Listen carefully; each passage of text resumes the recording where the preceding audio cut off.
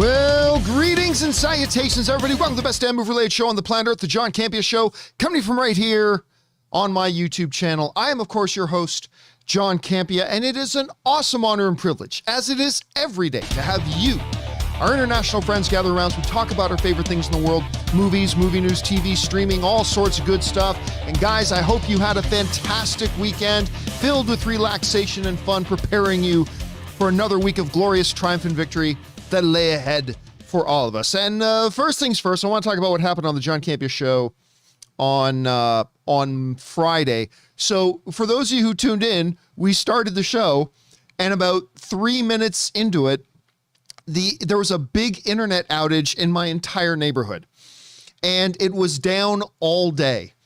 So we do the show at like 10 a.m. Pacific Standard Time, Los Angeles time. The internet didn't get back up fully running till about 7 p.m. in the evening. So it was pretty rough. Ann and I had to sit down together on the couch and watch Foundation's new episode on the phone.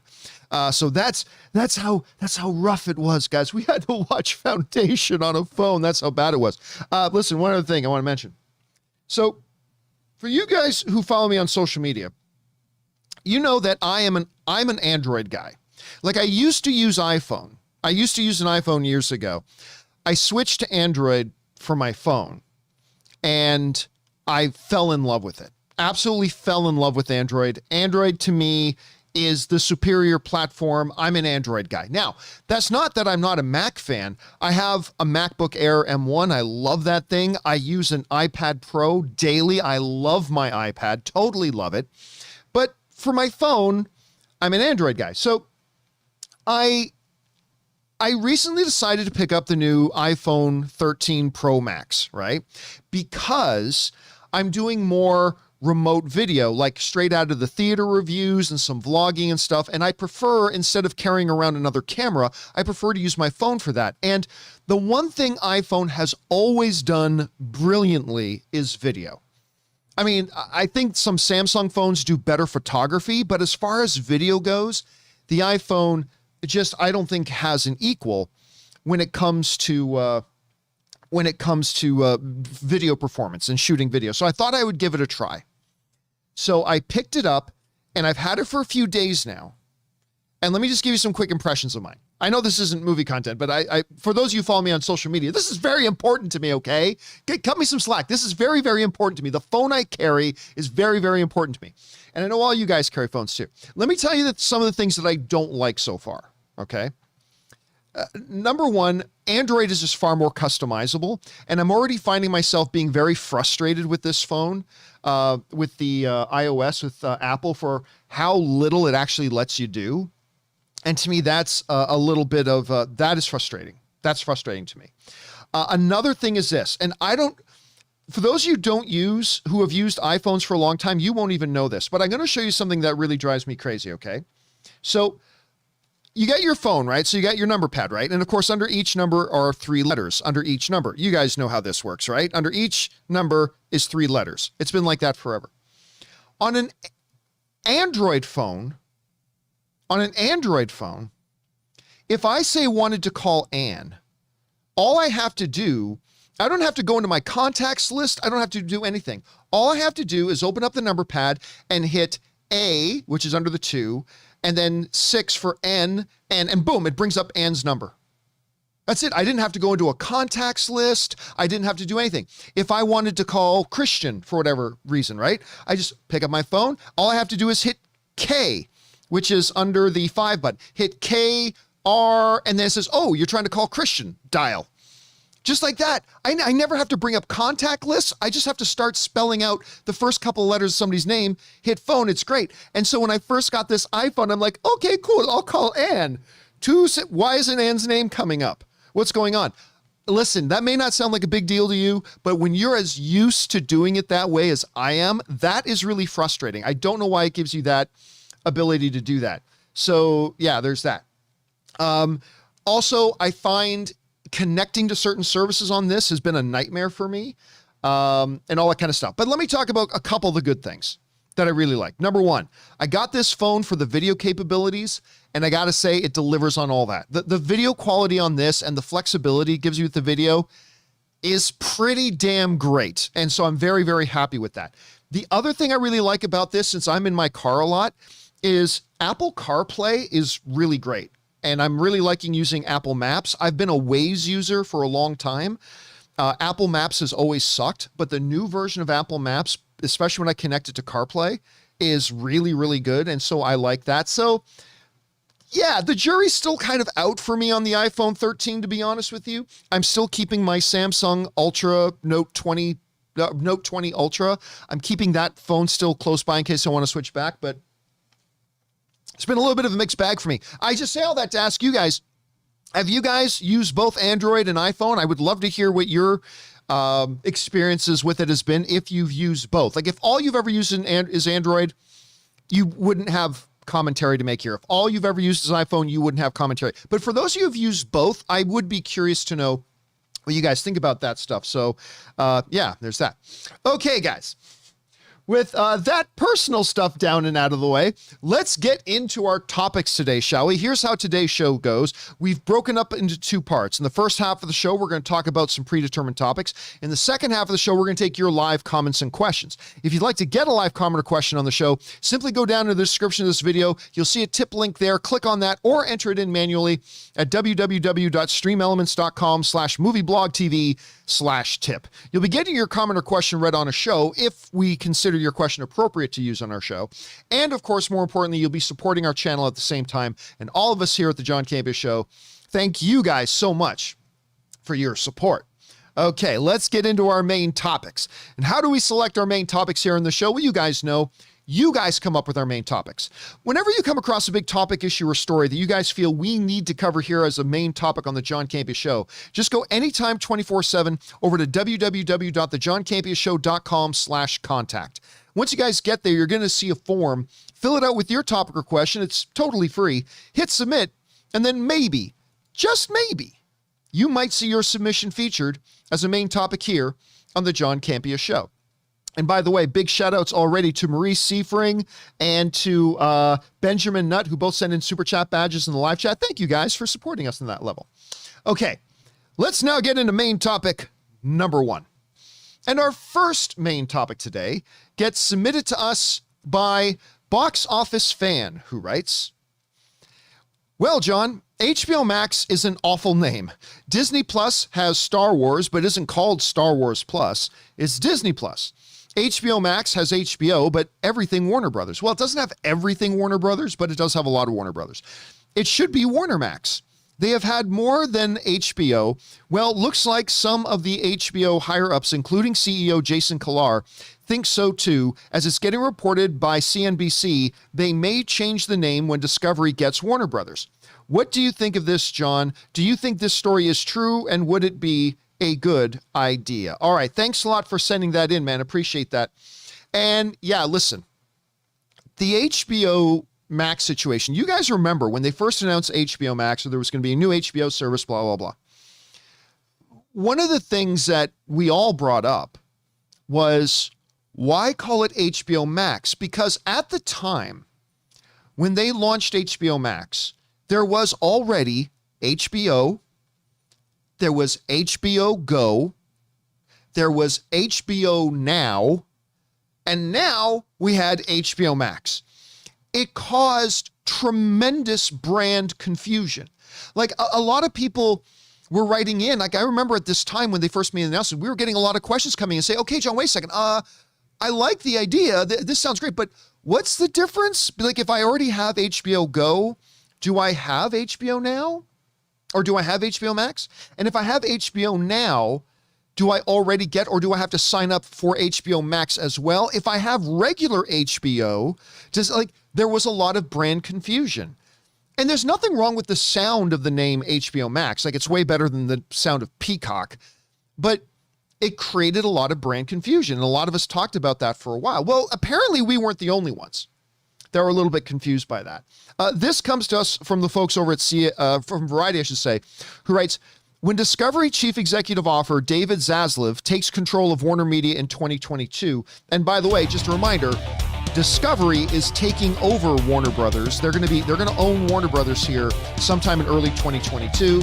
And the CEO of Discovery will now be the new boss of Warner Brothers. Anyway, when Discovery Chief Executive Officer David Zaslav takes control of Warner Media in 2022, assuming regulatory approval, he may hear a surprising yet consistent message from current executives of the company.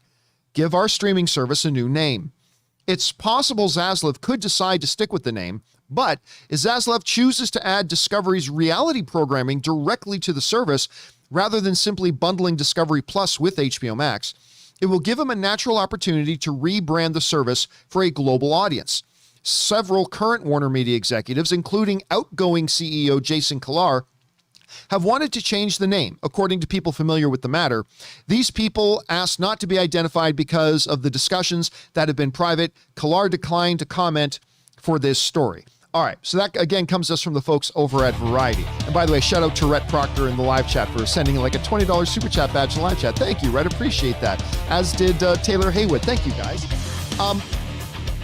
So what happened was the people who decided to name the HBO service HBO Max was the head of AT&T, because as of right now, AT&T is still currently the owner of Warner Brothers. Like AT&T still currently owns it, but it is being sold off to Discovery. But it was the head of AT&T and the guy who was the CEO of Warner Media at the time. I believe his name was Greensblatt.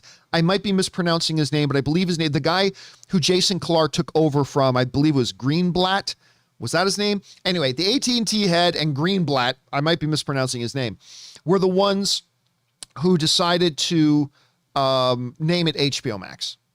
Now, Greenblatt is no longer CEO because, according to the Whisper Mills, they fired him because he greenlit the Zack Snyder Justice League cut, which lost them tens of millions of dollars. But that is what it is. So now Jason Kilar is the head guy, and a lot of people at the company never liked the name HBO Max. To me, do you change it at this point? Look, here's what I think about this. Yes, naming it HBO Max was a terrible title. Terrible name for the service. Never liked the name for the service, especially when it was first announced. But today, the reality is people know the service as HBO Max. That's what it's now known as.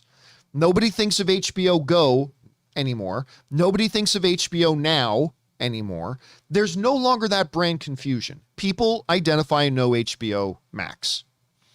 So I think that's going to be very difficult. I mean, Zaslav can do whatever he wants once he takes over, but I think it's going to be difficult to change the name now, because now that's the name everybody identifies with it, right? That's it. That's the name. And you'd have to have a really good reason for changing. Now, look, don't get me wrong.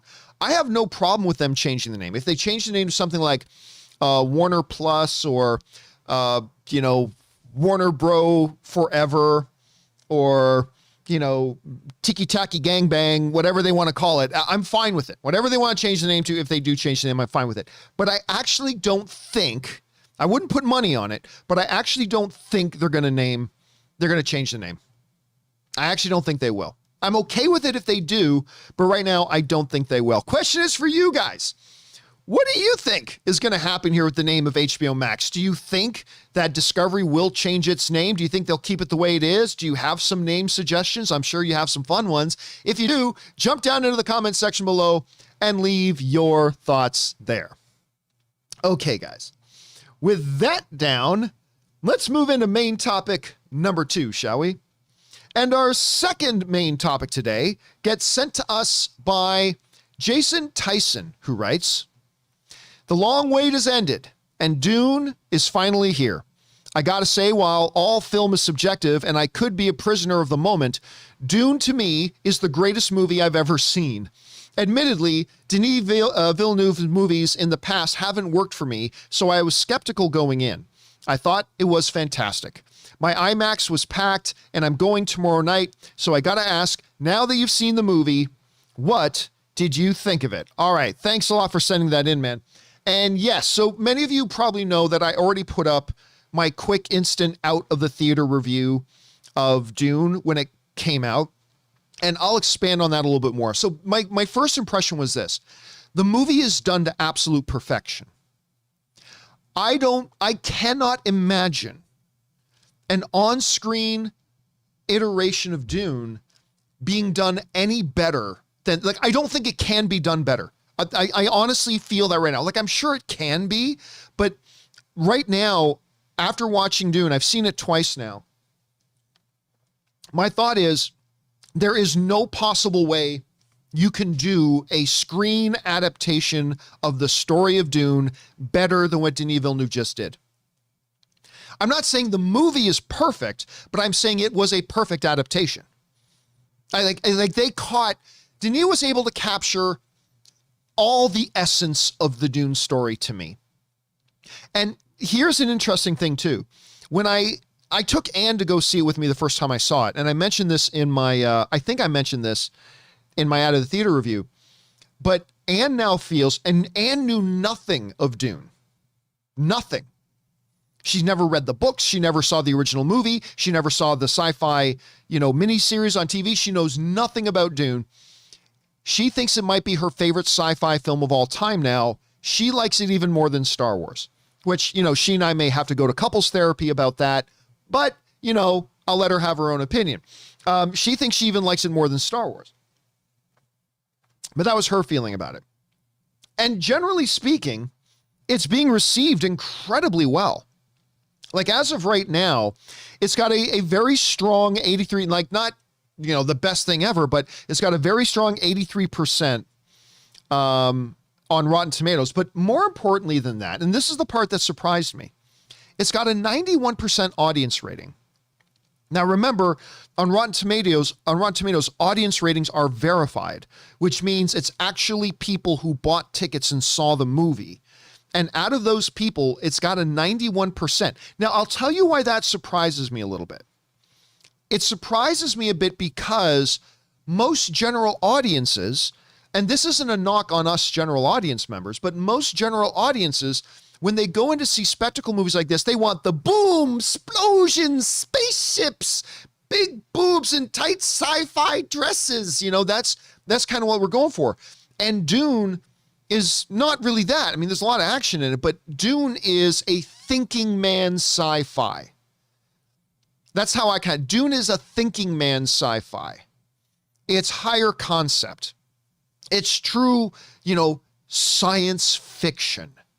And I honestly wasn't completely sure. It's kind of the same way I felt about Eternals, that I wasn't really sure how people would embrace it. But I mean, I definitely I loved it. The way I was hanging on the entire inter-house drama between the great houses and the political intrigue and the backstabbing of the emperor and all that kind of stuff, as well as the mythology of the spice and the Bene Gesserit and what's Paul's role in all this and blah. I just thought I was enamored with it. Like, I was hanging on every freaking word. Now, I'm not going to say Dune is my favorite film of the year. It's not. That would still probably belong to either A Quiet Place 2 or Shang-Chi. Speaking of, we just want boom, karate and action. But seriously, I love those movies. Quiet Place 2 and Shang-Chi. Anyway.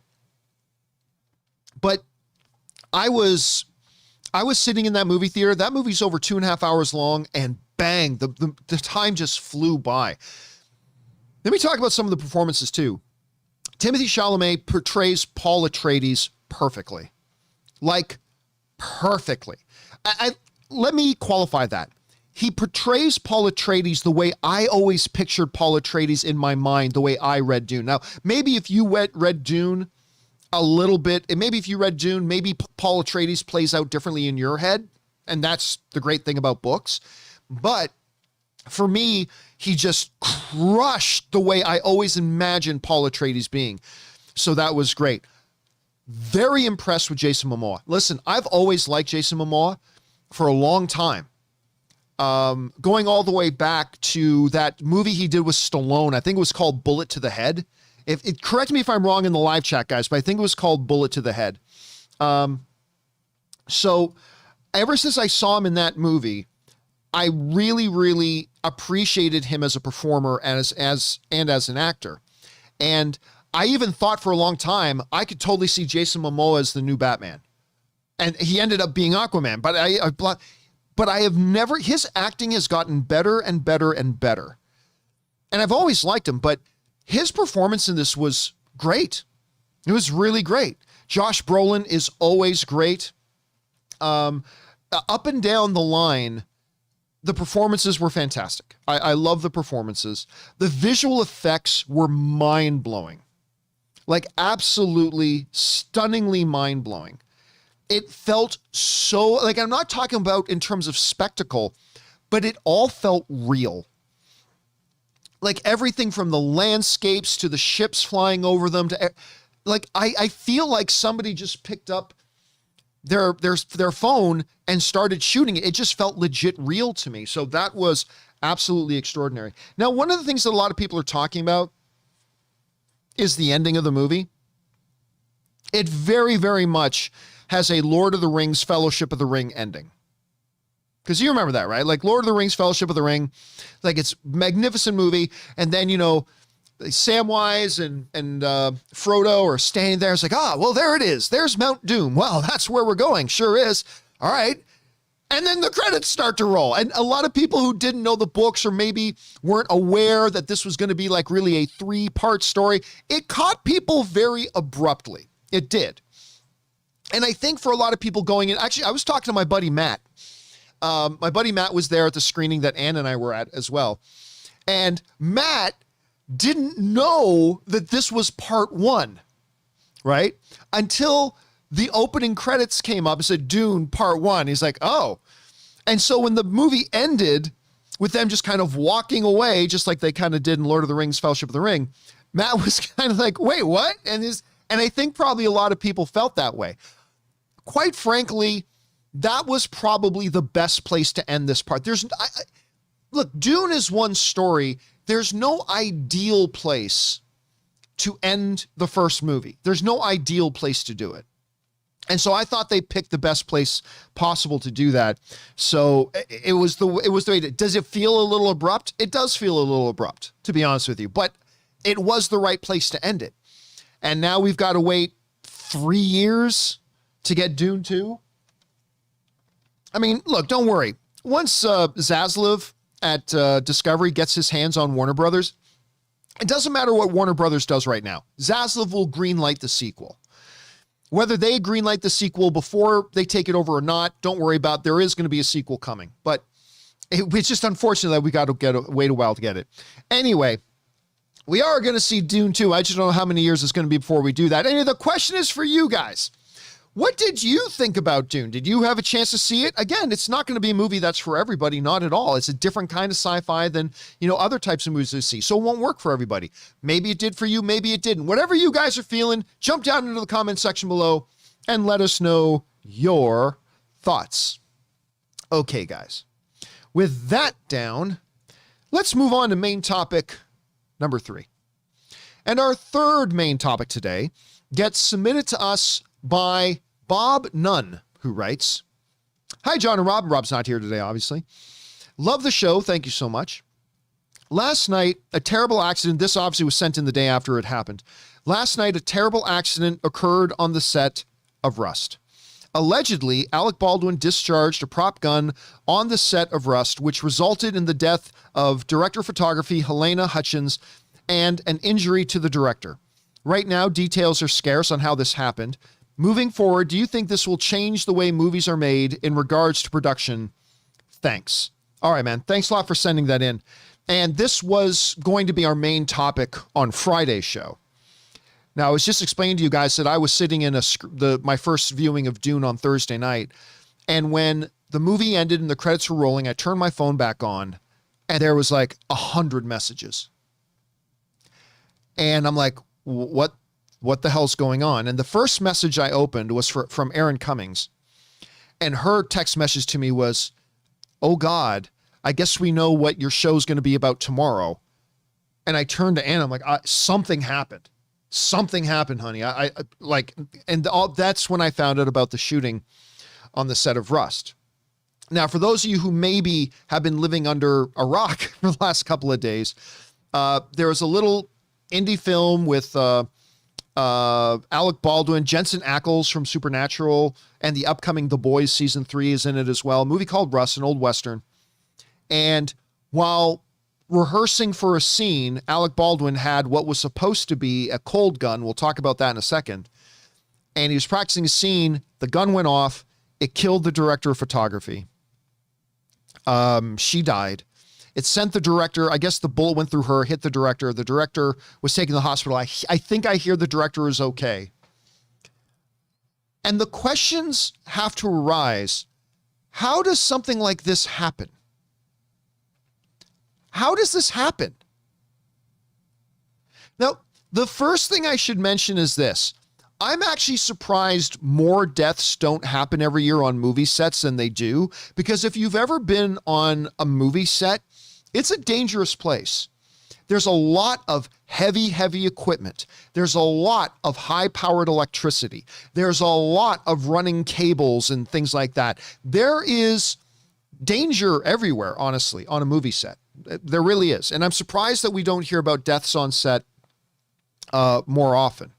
So there's that. As a matter of fact, in 2019, I believe the number I read was there was over 5,300 deaths on the job, not movies specifically, but people on their jobs, people at work in the US died on the job, over 5,300 in 2019. I mean, workplace safety has to be taken seriously.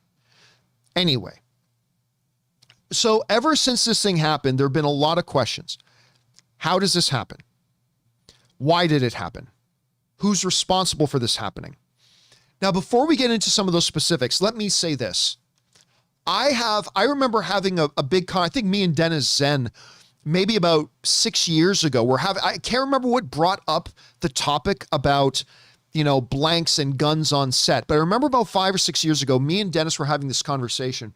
And I remember saying to him, we live in a world today, even 5 or 6 years ago, we live in a world today where a 14-year-old child with some basic free software can add the sound of a gun going off and a little muzzle flash.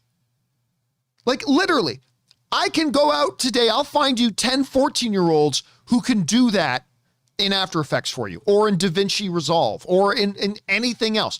A simple sound effect of a gun going off, some smoke particle effect, and a gun muzzle flash going off. It can be added just like that in like 10 or 15 minutes. I do not understand, and I remember this was a conversation I had like 5 or 6 years ago. I don't understand why movie sets today, after what happened with Brandon Lee, even try to use blank guns and have actual gunpowder being discharged, because in blanks, yes, even gunpowder is used, so it's dangerous. I have no idea why, in today's age of technology, why you need a gun to make the actual bang effect, why you need a gun to actually make the muzzle flash. It's dangerous. People have died from this. Not a lot, but there have been injuries and people getting burned. And when a 14-year-old child could add the sound effect and a muzzle flash, I've never understood why quote unquote live guns need to be on sets of movies. It's dangerous. Here's the thing. It's unnecessarily dangerous because you can achieve the effect without it. So it's dangerous, but some things you need the danger, but this was unnecessarily dangerous. Unnecessarily dangerous. So what happened? Well, I got an email from somebody who has close connections to what was going on. They obviously asked to remain nameless, and they will be. But I'm going to read you parts of the email that they sent me. And then we're going to look at some of the news that has come out since then, okay? So this came to me, and it's the following. This is from an email from somebody who is kind of connected to all this. Anyway, Rust is a tier 1 production, meaning it is extremely low budget. From what I understand, all of the local prop masters and assistants available didn't want to come anywhere near this thing when it was crewing up. just a very low pay production, penny pinching at every corner. This is one of the productions that would not have even shut down if we went on strike, as it was not under the ASA contract. The prop crew that was eventually hired are very inexperienced, having mostly worked on short films. Because the show is so low budget, one of the corners the producers cut was not hiring a licensed armorer. This is an absolute must anytime you are dealing with real guns and blank loads. Instead, they granted one of the prop assistants armorer duties. A gun was then brought to set by somebody she knew that apparently still contained live rounds. The proper protocol when you have any kind of weapon in the prop department is that you will always treat it like it is really loaded, even though it's not. When you bring a weapon to set, the first thing you do is check it in with the first assistant director. And we're going to talk about the first assistant director here in a second. You show him that the gun is either empty or you're using blank rounds. He will inspect those as well. You then repeat the same steps to the actors involved and the camera crew as a courtesy, as the gun is most often pointed at them as well. I believe that what happened next was due to a lack of experience. I don't think the prop department on this show knew any of this or how to even check the gun, because they most likely had never done this before. It is also the first assistant director's responsibility to make sure this gun was cleared. A professional needed to be on set handling this weapon. I'm told the gun contained a 45 round fired by Alec that went through the cinematographer's stomach. We know now from news reports that went through her chest, apparently, and then hit the director in the shoulder as he was seated. So that came in, again, from somebody connected to the situation. Now, this was sent to me before the weekend, that email. Now, there are a few things that have come out since that we should look at. The first thing that we should know here, as it pertains to Alec Baldwin, apparently, according to the New York Times, Alec Baldwin was told the gun was safe. Now, apparently, the assistant director brought the gun onto set and yelled, "Cold gun."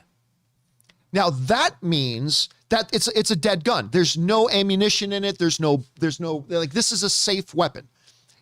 So apparently, according to the New York Times, the assistant director brought in the gun to set and proclaimed "cold gun."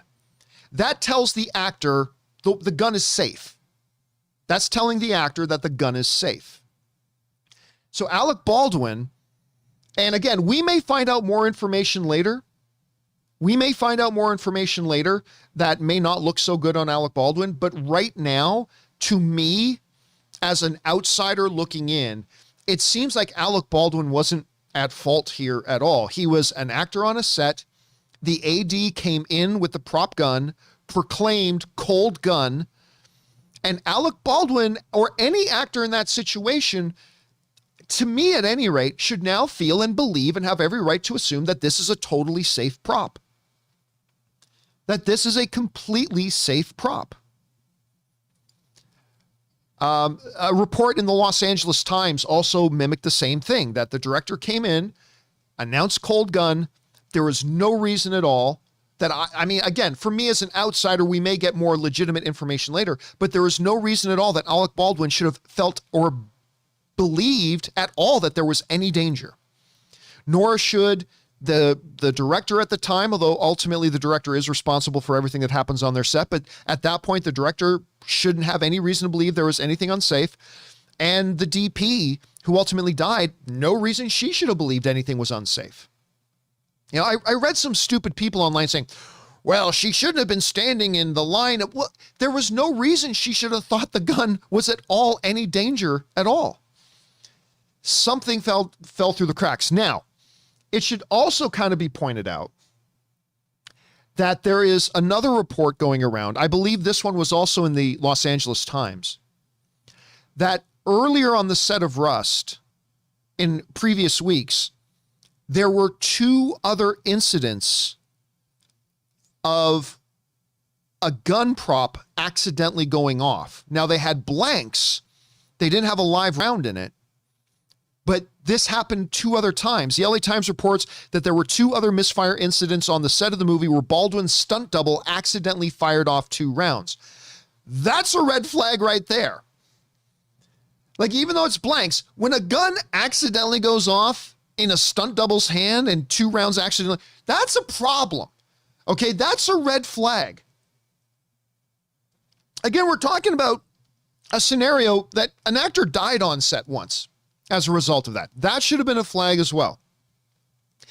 Now, there is also another report in Fox News that the assistant director had previously had complaints filed against him due to safety concerns.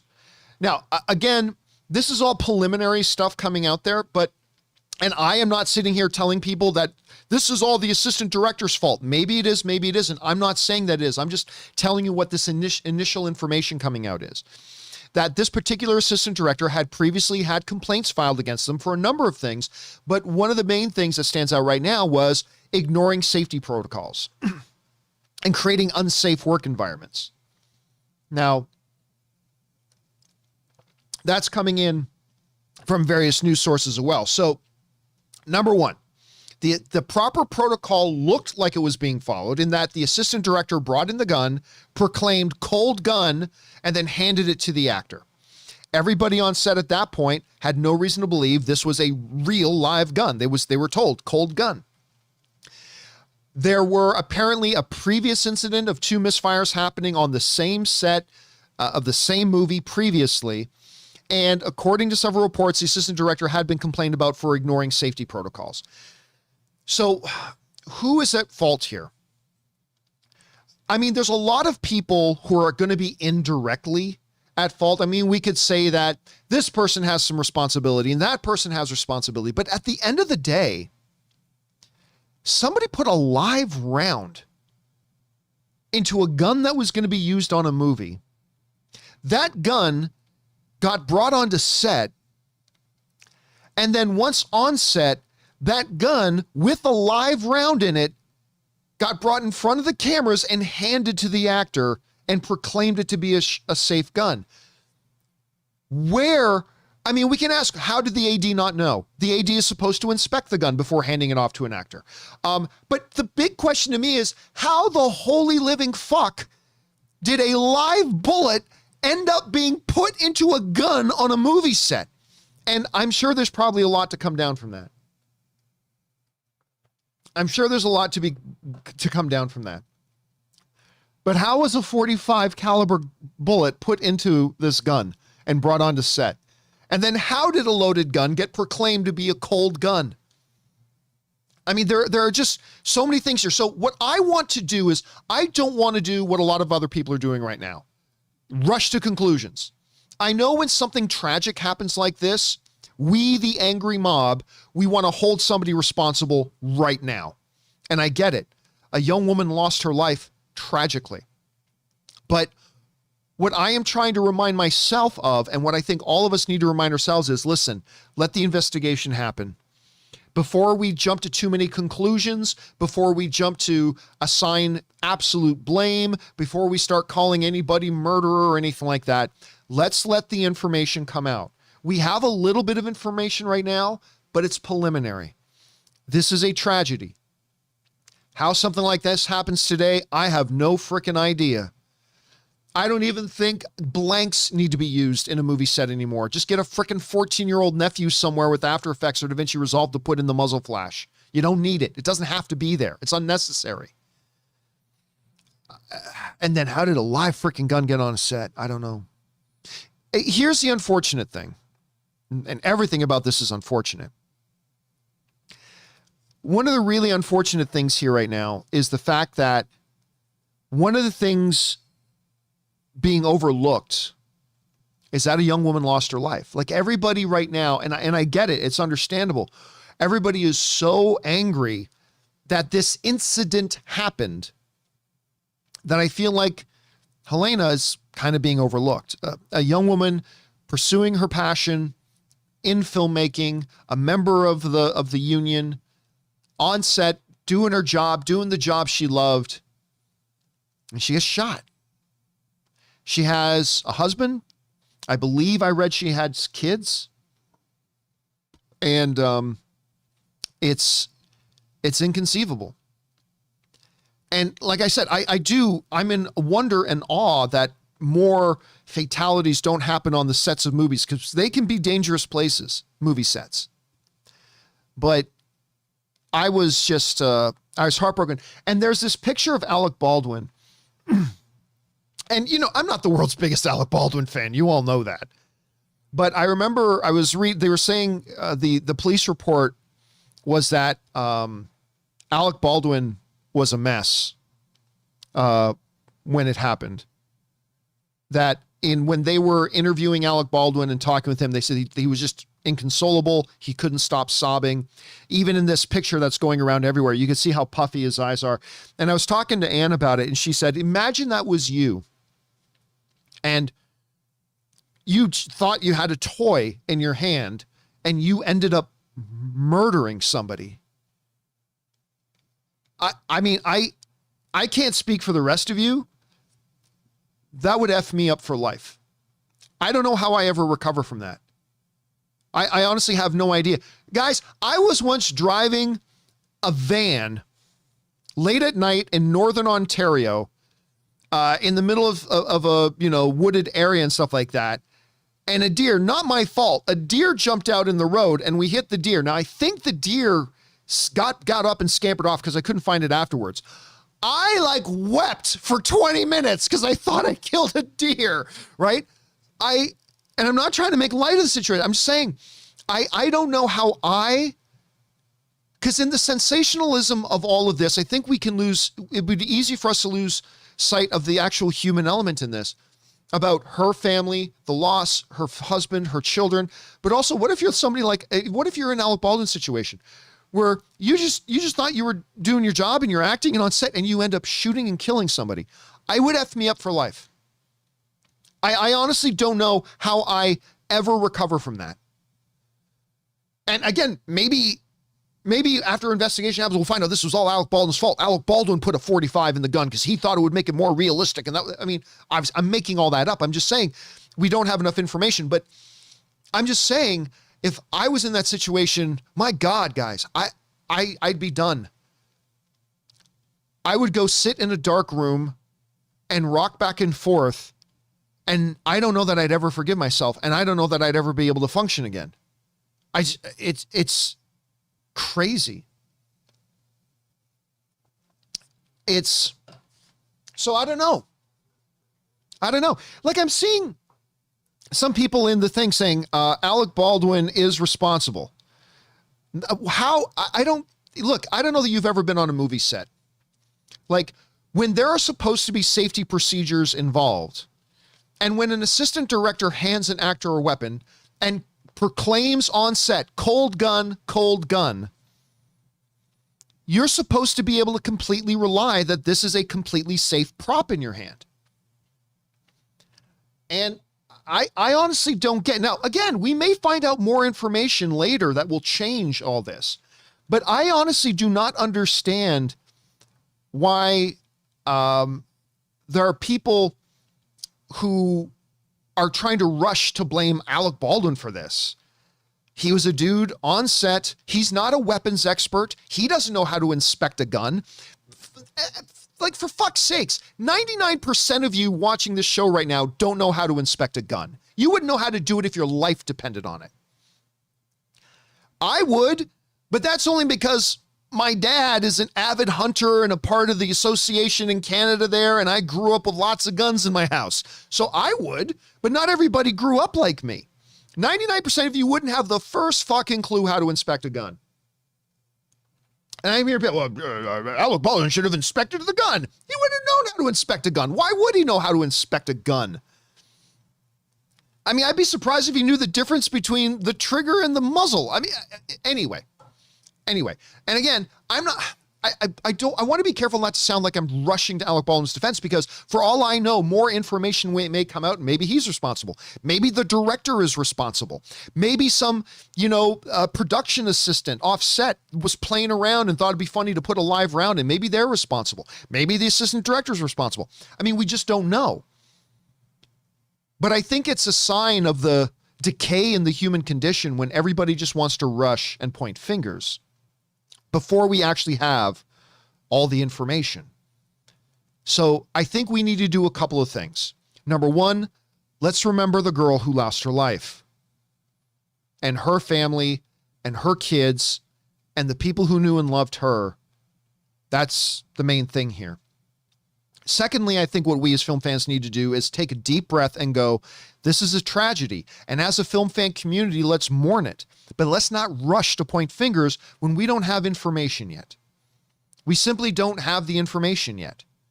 Let's take a breath, take a step back. I know everybody thinks they're an expert on everything and everybody knows everything. I know that. We all do it sometimes. But let's all just take a breath, let the investigation play out. Let's get the information, see what happened, and then we'll worry about that part later. But I hope that what I have been wanting to see on movie sets for 5 to 6 years will finally come to happen. There is no need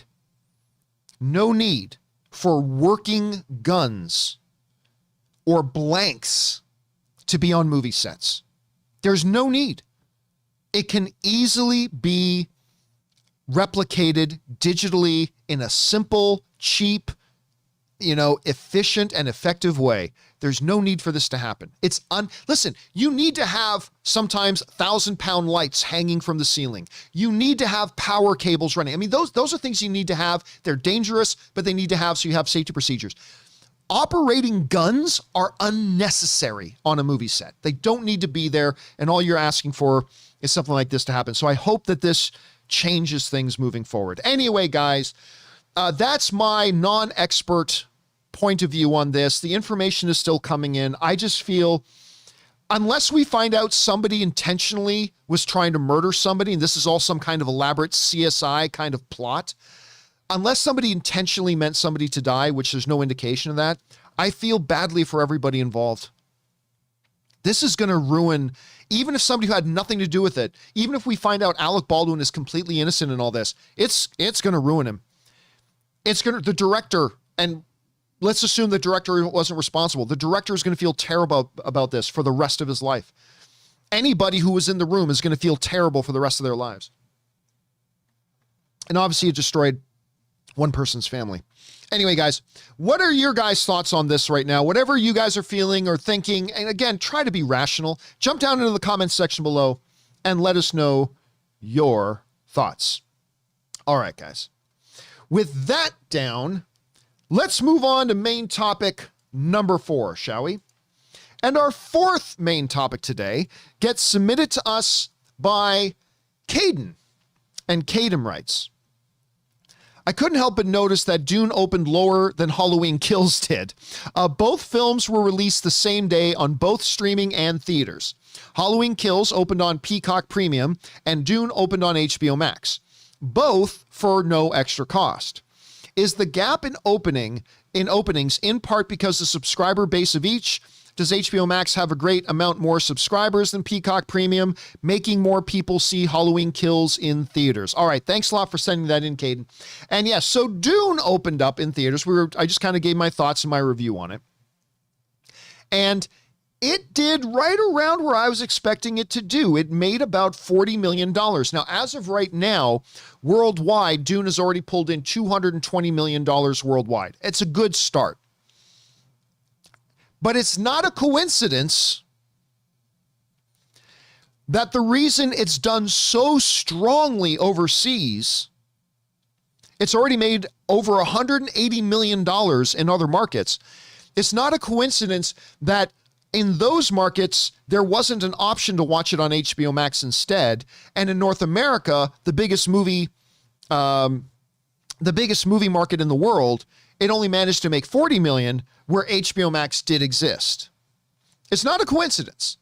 Like, it's not this is a big mystery. Why is it doing so incredibly well in other markets and only so well here? Well, it's not a big thing. Now, you do raise an interesting question, which was the concept and the idea of, well, how much could the HBO Max thing have impacted this when the same thing happened to Halloween Kills, and Halloween Kills actually ended up making more money, right? Now, I'm just getting this set up because I wasn't planning on doing this, but we'll do it right now anyway. So let's jump in here for a second. in the Campea classroom. All right. So how did it make 180, makes 180 million in other markets, but only $40 million should never be called only, but we'll call it only here, but only made 40 million in North America. Well, let's look at that. HBO Max has, the last number I checked, has 67 million subscribers. Now, that's the combined total of HBO subscriber base from the last numbers that I saw. Like that information might be a month or two older. Maybe the number is a little bit bigger now, whatever. But HBO Max has 67 million subscribers, which means that when Dune opened up, 67 million potential moviegoers had the option instead to stay home and watch it at home, right? 67 million had the option to just stay home and watch it at home. That's significant. Now, they ask a very, very interesting question. Peacock, which I still feel dirty even saying the name or writing it out, Peacock did the same thing with Halloween Kills, and it made more than Dune. Well, here's the thing. Peacock, the last I checked, I believe it said it had something like 50 million subscribers. Okay? That's the last I saw. That number may be off a little bit, but I remember it being somewhere around 50 million subscribers, okay? So that's 50 million is not a terribly different number than 67 million, right? 50 million subscribers is not that much different. I mean, it's 17 million is still a lot, but it's not that much different. Well, here's the thing though. Okay? Halloween Kills was not maybe if I hit the V right, available to all Peacock subscribers.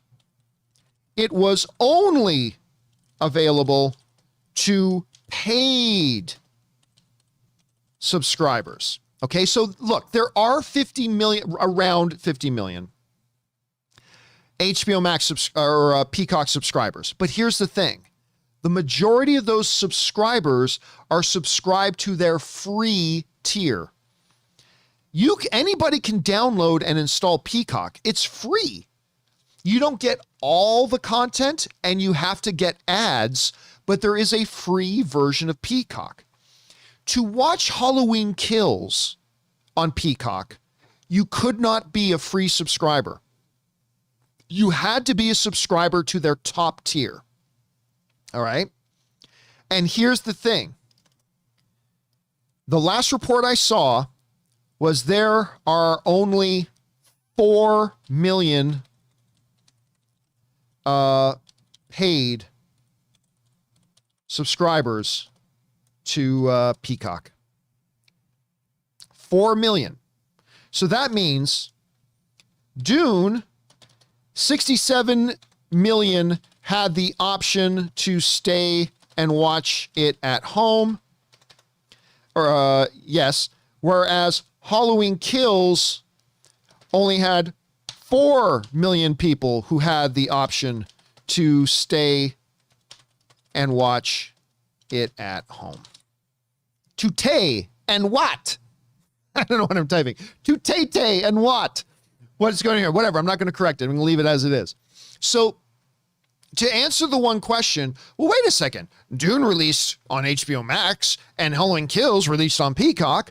So why did well, yes, but Dune had to compete against HBO reaching 67 million people that had the option to stay in and watch at home. Whereas Peacock, there were only 4 million people who had the option to stay and watch it at home, because even though they have something like 50 million subscribers, they only really have about 4 million paid subscribers. So that's a significant thing. That is a significant thing and a significant difference when you're looking at the two different scenarios there. So that did make that 63 million people having the option to stay and watch it at home makes a significant difference.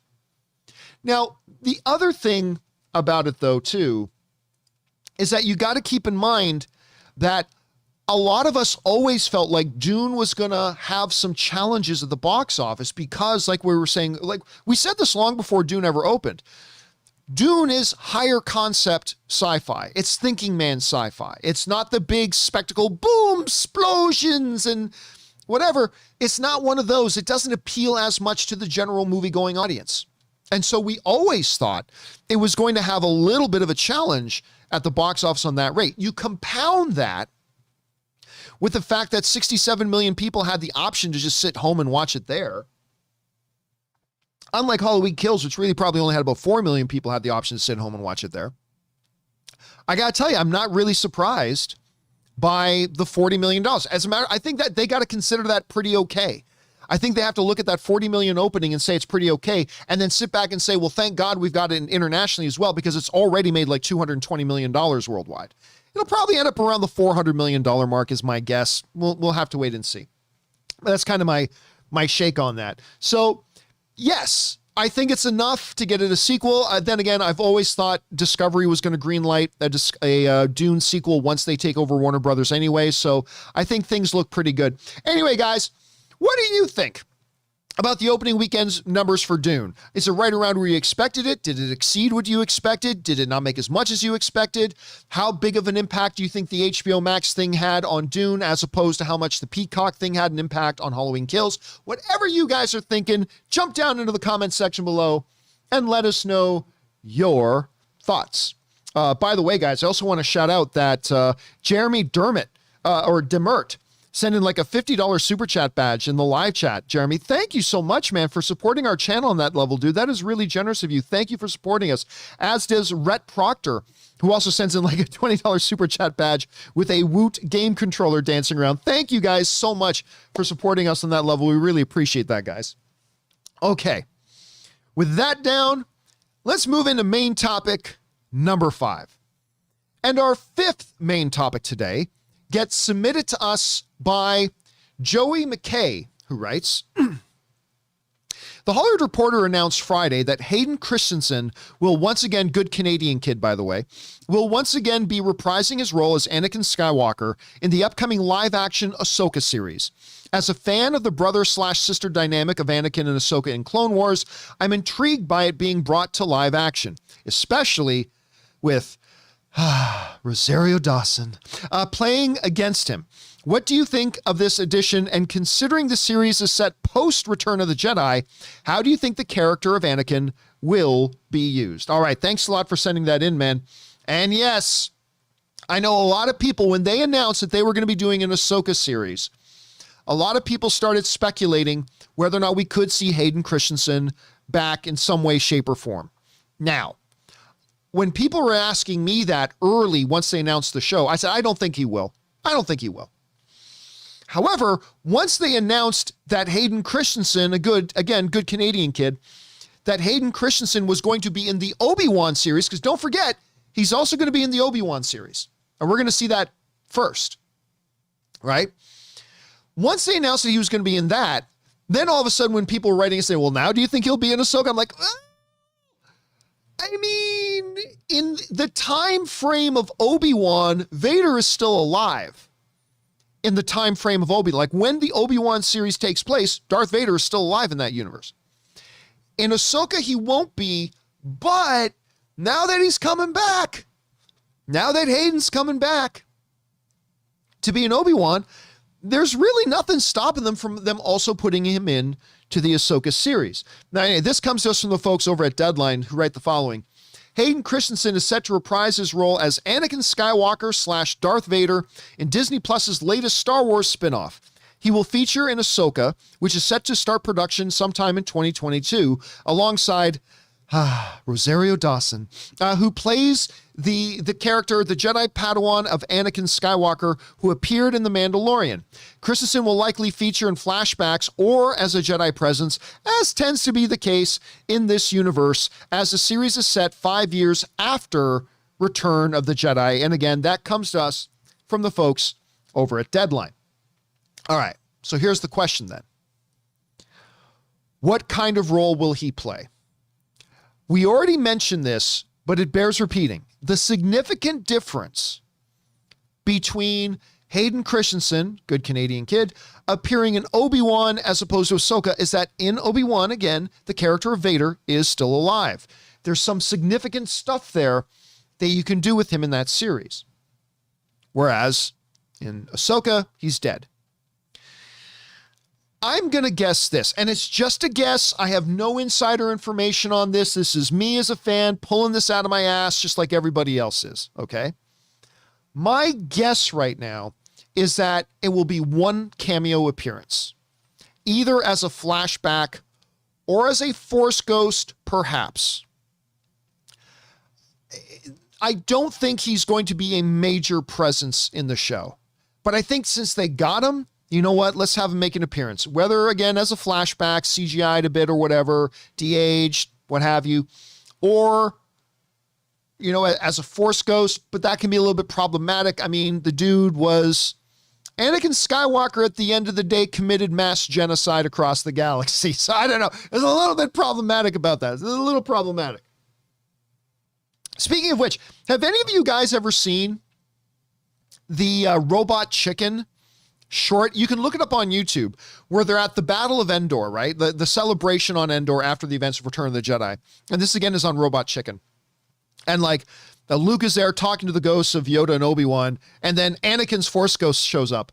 And Luke is like, what the hell is he doing here? He's like, what? I redeemed myself, blah, blah. Dude, you murdered millions of people. You were an absentee father. You committed genocide across the galaxy. Yeah, but I helped you against the Emperor, didn't I? It was actually pretty fun. You should go look it up. It's actually really funny. So it does create some problems for a Force ghost maybe, but there's ways you can write around that. There are ways you can write around that. Now, I'll say this. I am not a big fan. Many of you know this. I'm not a big fan of Clone Wars. I frankly, I mean, there were better seasons and worse seasons. There absolutely were, but overall, I'm not a fan of Clone Wars. I watched the whole series, even the final season they put up on Disney Plus. Not a fan. I much prefer, like Dave Filoni's other series, Rebels. Like I preferred that series a lot more. I thought that was great.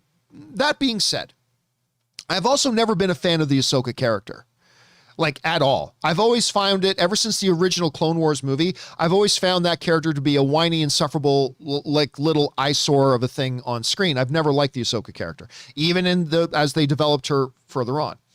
I started to get a bit of an appreciation for Ahsoka in Rebels. I like the way they used the character in Rebels. I started to appreciate the character a little bit more there. But I will say this, when Ahsoka showed up in Mandalorian, and the way they used that character and portrayed that character in Mandalorian, again, being performed by Rosario Dawson, it won me over. It totally won me over. It was like, okay, this iteration of this character, the way they're portraying her, the way Dawson is acting in the role, the kind of setup they're given to her right now, especially when you watch the end of Rebels and you understand the mission that her and someone else were going on this mission. I don't want to ruin it. Well, look, they had to go on a search for Ezra, okay? They had to go find Grand Admiral Thrawn and Ezra, okay? But anyway, I felt it, man. It worked for me. Like who traditionally did not like the character, suddenly now I was on board.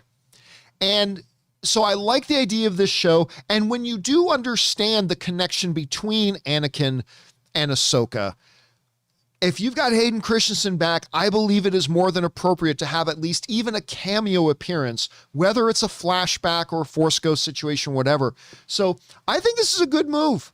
I do. And more importantly, it's a good marketing move.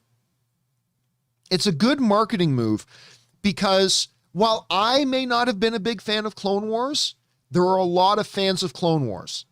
And those fans of Clone Wars are going to lose their shit with the idea that in a live action scenario, they're going to get to see Anakin and Ahsoka on screen in a live action environment together. Even if it's a flashback, even if it's as a Force ghost thing, whatever, I think there are going to be a lot of Clone Wars fans that get very excited about this. And for the cost of a quick cameo, that's a huge marketing push. And who knows, maybe it'll be more than just one quick cameo. Maybe it'll be in 3 episodes. I mean, I don't know. I have no idea at this point, but I think it's a pretty good move, to be honest with you. I think it's a pretty good move. Anyway, the question is for you guys. What do you think about this move to have Hayden Christensen, who's going to be in Obi-Wan, also appear in Ahsoka? I think it's a really smart move. How do you guys feel about it? Jump down into the comment section below and let us know your thoughts. All right, guys. With all that down and out of the way, let's now move over and start taking your live comments and questions, shall we? And listen, I'll let you guys know, we're a little bit behind. Like, I did a big 1.5 hour long companion video yesterday, but considering the fact that we had to scrap Friday's show, we fell behind by quite a bit. So I'm going to get through as many of these questions here now as we can, and then I'm going to do another companion video later today to get us all caught up. But anyway, let's not waste any more time and jump on over and see what you guys are having to say. We're going to start things off here with the Super Korean, who writes, "Hey, John and Rob." Rob's obviously not here today. So I love Brendan Fraser. I love Brendan Fraser too, man. I really do. He even lived in my town, and I met him a couple of times. Very cool. My question is this. Will we see a character like Rick O'Connell or Indiana Jones type hero ever again? Rick O'Connell fought the mummy in the mummy movies. I don't know. I don't know. Now, here's the thing. I, like you, have always liked Brendan Fraser, all the way back to George of the Jungle. I loved George of the Jungle. I love that movie. I don't care what anybody else thinks. I go back that, and wasn't, what's Judd Apatow's wife's name again? Why am I freezing on her name? She was the fucking French toast lady in 40-Year-Old Virgin, and I love her. She's fantastic. Why am I freezing on her name? Help me up in the live chat. Leslie Mann. Thank you, Omar. Omar in 94 was the first one to yell at Leslie Mann, as Al Johnson, Rhett, Ben, Marcus, and others. Yeah. So I believe that was Leslie Mann, who was in George of the Jungle. I think that was Leslie Mann in George of the Jungle with Brendan Fraser there. And I love him in Doom Patrol as a robot. I love him in Doom Patrol. And he's been returning to acting lately. I will say this. I don't know if he has some physical issues right now. I mean, look, Brendan Fraser, who I think is great, I'm not trying to body shame the dude at all, but he is physically not in the same place today that he was when he, say, did George of the Jungle or the Mummy movies, which I really liked him in that too, in the Mummy films. He's in a different place physically right now. And I don't know if that's as a result of a physical condition or if it's just a lifestyle thing. Don't know what it is.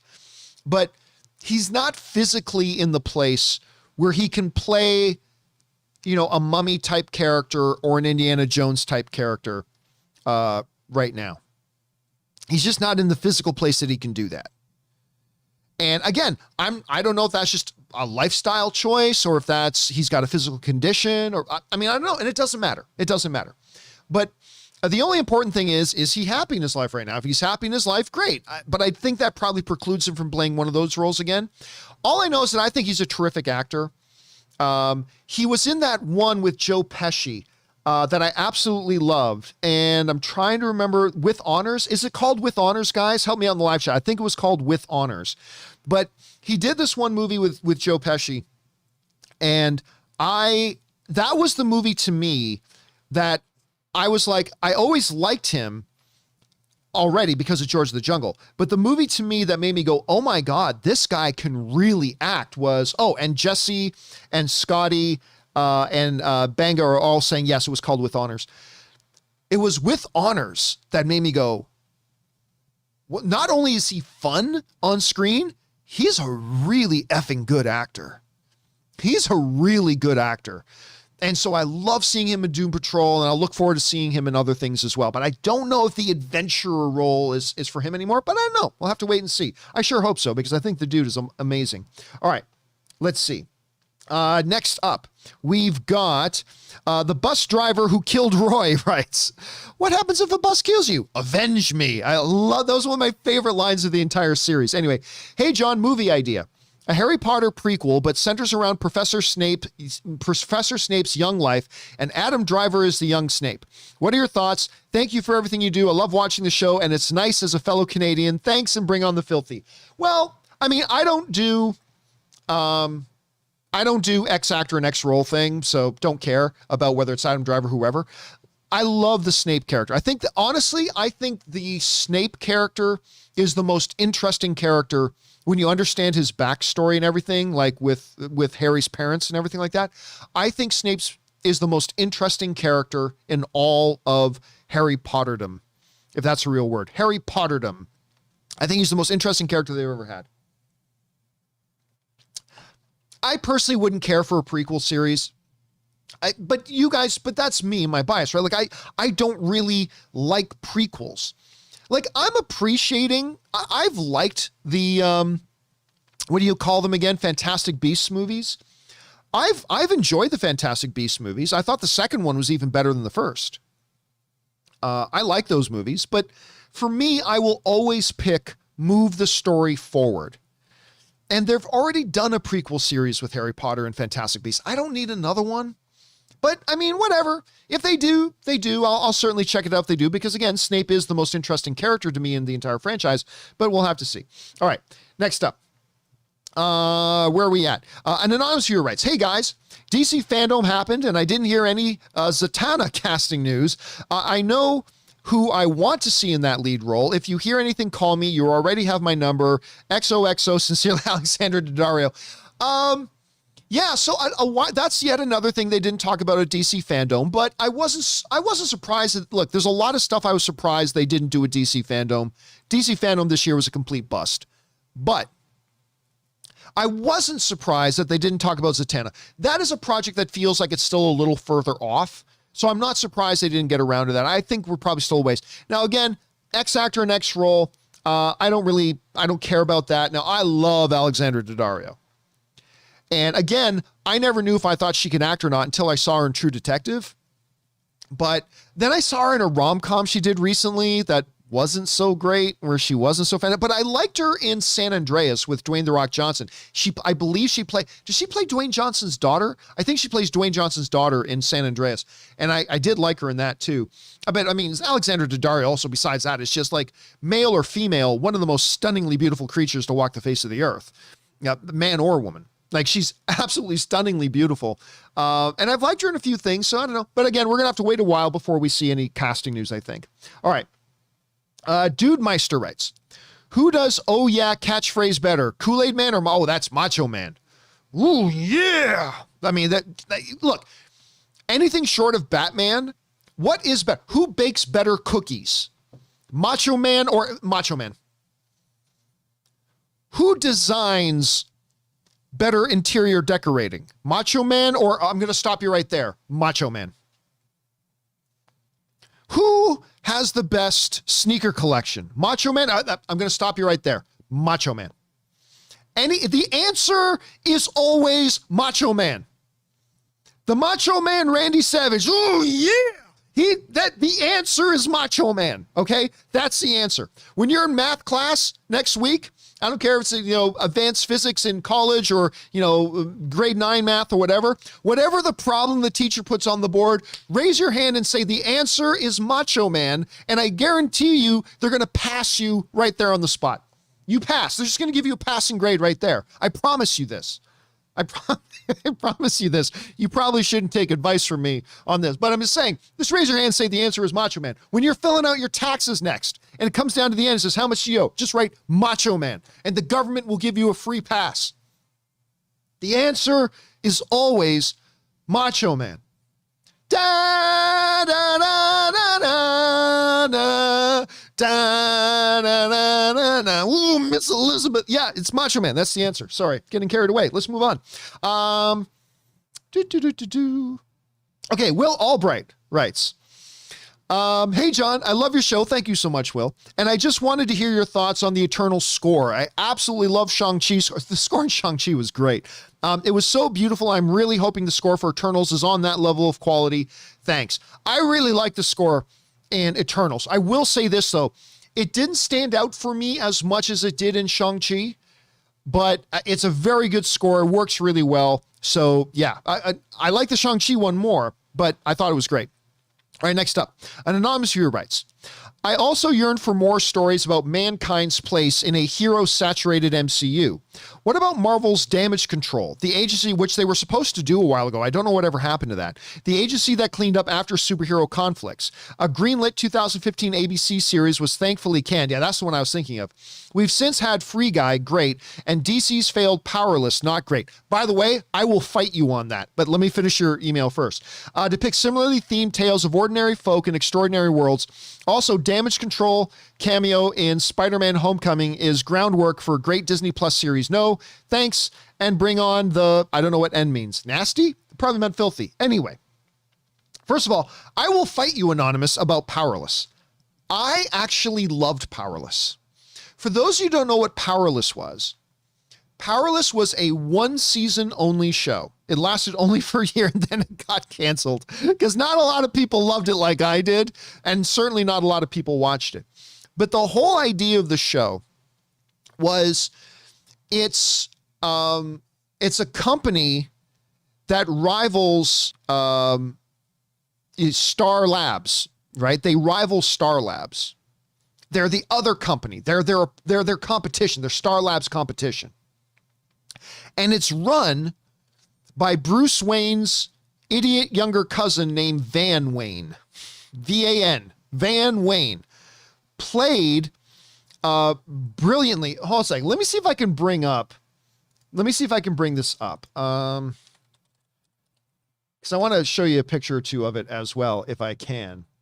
So the series was in 2017. And the main star was Vanessa Hudgens, by the way. But other people like Danny Pudi was in it, of course, from Community. Ron Funches is in it. It's a really good cast. But then you got Van Wayne, who was the highlight of the show for me. And Van Wayne was played by the immortal, fantastic Alan Tudyk, who I think is great. Of course, you know him from Serenity and Firefly, and he was Mr. Nobody in the first season of Doom Patrol, and he's got his own new show out right now called Resident Alien. I think it's called Resident Alien. Anyway, great show. Fantastic show. Love it. But he played Bruce Wayne's idiot younger cousin, Van Wayne, who runs this company. And so the whole show is kind of like The Office in a way, where it's these people who work at this invention company to help make the world better and to help superheroes and help to people in the world superheroes, and they're all powerless, right? But they live in the world with Batman and Wonder Woman and Superman. I actually really liked the show. I thought Powerless was really fun, and I miss it. I wish it got picked up for a second season, but it didn't click with a lot of people.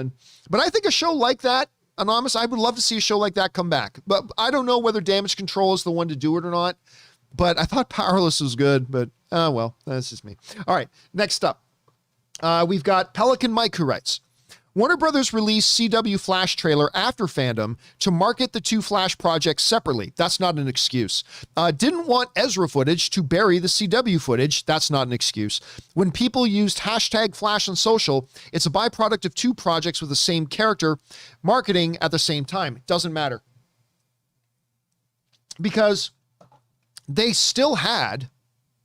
So for those you know where Pelican Mike is coming from here, we talked last week on last week's, I think the last episode we did, we talked about the fact that DC fandom was a complete bust, but it was really crazy to me that they released a bunch of casting news for Batgirl the day after DC fandom. And then 2 days after DC fandom, they released the first look footage at the Flash CW Season 8 series. It's like, so what the hell was DC fandom for? Hey, everybody, golden boots. Who gives a flying F? You had the first footage of Season 8 of DC fandom, and you didn't show it? You asked all the DC fans, come watch DC fandom, be a part of this 4-hour stream. Come and join us, come and join us. Oh, but we're not going to show you shit. We're not going to show you this. We'll wait for 2 days later. We'll just drop it online. Well, what's the point? And I don't buy that excuse as well. They didn't want to overlap with the other Flash. But that's like saying, well, they didn't want to show any Aquaman stuff because it was just going to get buried by the Batman trailer. Well, obviously the Batman trailer buries everything, right? The Batman trailer buries everything. But this is DC fandom. You tell us that this is the big event. Ooh, gotta be here for DC fandom. Oh, but we can't tell you this, and we can't show you this, and we can't do that, because we don't want it to get overshadowed by other things. We'll just drop it online later. Then my question stands. What is DC fandom for? We knew what it was for last year. Last year was great. DC fandom last year was a lot of fun. And you knew what it was for. So if you're just going to not show stuff so you can drop it online a couple days later, then what was the point of DC fandom? Why do we need to be at DC fandom if all you're just going to do is just drop the stuff online instead? Anyway, that's just kind of my take on it, dude. That's just my take on it.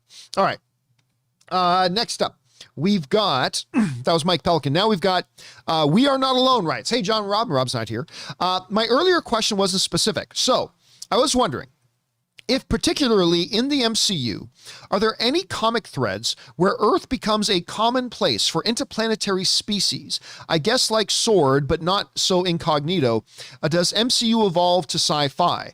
Well, I mean, first of all, MCU is not the comics. Remember that. MCU is the Marvel Cinematic Universe. And that is different from the Marvel Comics universe. Right? There's the Marvel Comics and then there's the MCU. They're two different things. So are you asking, in the Marvel Comics, is there a storyline where Earth just becomes another residence for even tons and tons of alien species?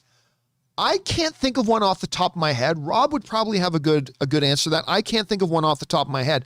I mean, the only other thing I can think of that's not connected to Marvel is Men in Black. I mean, Men in Black is a pretty good example, something like that. So, yeah, that's my thing, but I don't have another one. That's a good question. We Are Not Alone. Good question. All right, next up. BK Dan writes, John, HBO Max lost 5 million subscribers, according to Variety, during Q3, but gained nearly 7 worldwide. HBO Max, according to its Twitter, is calling it a win. How can losing 5 million subscribers in 4 months be a win? Are they considering the larger picture? Thank you, and bring on the filthy. Yeah, listen, there's been a lot of spinning when it comes to HBO Max. Now, listen, let me be very clear. I'm a big fan of HBO Max. I love HBO Max. I watch a lot of stuff on HBO Max. I think it's a terrific service. And I would encourage everybody to get it. I think it's wonderful. Great content. I mean, they got an incredible library of content on there from all the old HBO stuff as well. HBO Max is a great service. If I could only keep like 3 of the streaming services, ooh, that would be tough. But I'll tell you what, HBO Max would be one of them. HBO Max would be one of them. Anyway, the reality is they have been playing the spin game with HBO Max's growth. They play the spin game a lot. Have they added a good number of subscribers over the past year? Yes. But it's only been consistent growth with the growth they had before 2021 started. Like, there was a growth trajectory for HBO Max prior to 2021. And once 2021 hit, you didn't see a significant uptick in that. It just kind of kept its same growth trajectory that it already had. And which tells us a couple of things. Primarily that their day and date release of their movies on HBO Max was a complete bust. It didn't really get any new people to sign up for the service because the growth rate was just consistent with what it was before they started doing that anyway. Then they lost 5 million subscribers. But you also got to remember that it wasn't just an organic loss of 5 million subscribers.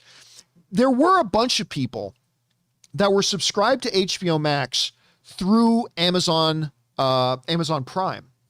And Amazon Prime just dropped HBO Max.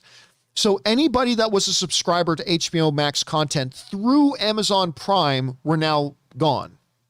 That's why HBO Max offered this new discounted introductory rate to try to get some of those Amazon Prime members who now weren't subscribed to HBO Max to come over and re-sign up at a lesser price point. So that doesn't account for all 5 million subscribers that they lost, but you got to understand a good chunk of that was from that as well. So yeah, look, I don't think HBO's in trouble at all, to be honest with you, but it's not, their results have not been as rosy as they've been trying to spin it. And they've been trying to spin hard. They've been trying to spin very, very hard. But as for me, I love this service. I think HBO Max is fantastic. All right, next up. Henri Mertens writes, While I think it looks entertaining, the Uncharted trailer makes it look like an Adventure of Tintin movie and not Uncharted. What do you think? I personally don't agree. I saw a lot of people whining and complaining online. That's what we as film, I do it too. We all do it. I saw a lot of people online whining and complaining about the Uncharted. I'm not going to lie to you. I thought the Uncharted trailer was great. I mean, not as good as the Batman trailer, but I thought the Uncharted trailer was great. I thought it communicated a lot of fun. I thought it communicated a really great personality to the movie. I myself am very much looking forward to this, and I thought the trailer was great. So yeah, that was me, Henri. That was me. All right, next up. Thanks for sharing your thoughts, though, man. All right, Norwegian Mountain Troll writes, they tips in like $20. Thank you for that, man. Appreciate that. Writes in, hey, John. So, DC fandom didn't restore the Snyderverse, and Megan Fox didn't knock on my door to do the horizontal swing. John C. didn't put ketchup on his eggs, but strangely enough, the Swedish still put bananas on their pizzas. What's going on? Wait a minute, wait a second. Sorry, I'm now distracted. Do people in Sweden actually, I've never heard this. Are you just joking? Or do people in Sweden actually put bananas on their pizza? No, seriously. Do people in Sweden actually put bananas on their pizza? I've never heard of this. So I don't know if that's a joke or if that's a serious thing. Because that's a serious thing. That's horrifying. That is horrifying. Not as horrifying as people who put pineapple on their pizzas. Look, I'm all for live and let live. I'm all for live and let live. You know, you've got your way of doing life. I've got my way of doing life, and we can all live together in happy harmony. But if you put pineapple on your pizza, you're less than human. Don't talk to me. There's something, I think you're bad for our family values. I think you're bad for our society. I think you represent a deterioration in the moral code and moral core of who we are as a people. Pineapple on pizza. What's wrong with you people? What's wrong? You're an affront to the natural world order. Putting pineapple on pizza. What are you guys doing? Pretty sure my buddy puts pineapple on pizza. We have this argument all the time.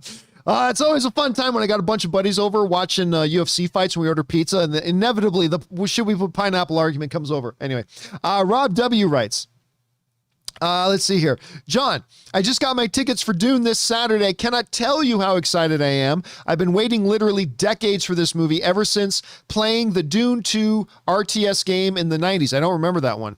Did you ever play the game or any others in the series? No, I never did. I never did. I never played, I never did play the game. I wasn't even familiar with the game, to be honest with you. I didn't know there was, unless I knew and just totally forgot about it, but I did not know there was a Dune real-time strategy game. And now I'm going to have to go and look it up, though, because now I'm totally interested in that. Okay, next up. Adrenaline Knight writes, hello, John and friends. Do you think older movies should, like Sixth Sense, let me try this again. Hello, John and friends. Do you think older movies should, like Sixth Sense, Usual Suspects, and Fight Club, should go back to have a spoiler warning? More people become movie fans every day, and some have not seen these movies. Thank you, John and friends. You know what? It's a legitimate question. That's a legitimate question. Because obviously, people who aren't idiots know that, hey, there should be a little bit of a spoiler window for when there's a brand new movie coming out. Don't spoil the surprises in it for people, blah, blah, blah, blah, blah. But what about older movies? Like Sixth Sense, Usual Suspects, Fight Club. I would say no. You don't put spoiler warnings back into that, because to me, and I'll give you an example here in a second, but to me, as a film fan community, at some point, whether it's 4 weeks after a movie comes out or 4 months after a movie comes out or whatever, but at some point, we as a film fan community need to be able to openly discuss these things. They're history now. Usual Suspects it's history now. It's a history of film. Sixth Sense is now a part of the history of film. Fight Club is a part of the history of film. We've got to be able to openly discuss these things. Let me compare it to sports. It's not a direct apples to apples comparison, but it's close enough. Like, if I'm at a movie that night, I may tell people, don't tell me who won the Lakers game tonight. Blah, blah, blah. Don't tell me who won the Leafs game. Don't tell me who won the Patriots game because I need to go home and see it for myself. But, you know, after that 1 or 2 days, people got to be able to openly talk about, my God, did you see the Leafs win that Leafs game? You spoiled it for me. Like, you know, in Super Bowl 18, man, when this, no, don't tell me. I don't know what happened in Super Bowl 18. You can't do that. It's now part of film history. I think we as film fandom need to have a safety zone time period where it's like, you got to give people a chance who want to see this movie a chance to actually see it. So you got to give it its theatrical run, whatever. Give people a chance to see the movie before you just start openly talking about spoilers. But after that, nah, man, it's film history now. We can't be walking around on eggshells not to talk about. So yeah, no, I don't think you reinstitute spoiler warnings for older movies. I don't think you do it. Yes, there are new film fans every day, but it's part of history now. It's part of history. You know, it's like, man, that when Kirk Gibson hit the walk-off home run and, you know, I didn't watch that yet. Like, no, it's part of history now. So that's kind of my take on it. It's a good question though, man. It's a very, very interesting question. All right. Adrenaline Knight also writes, hello again. And thank you for your clear spoiler warnings when talking about big movies, unlike some people who put it in the thumbnail. Yeah, no, I hate it when people do that. I hate it when people do that. Because even if you're trying to avoid spoilers and you just open your phone and you're on YouTube, somebody puts a giant spoiler right in their thumbnail. I understand. That's irritating. That's very, very irritating. Anyway, Alan Gonzalez writes, hey, John, I hope you're doing well. I am doing well, my friend. Thank you for asking.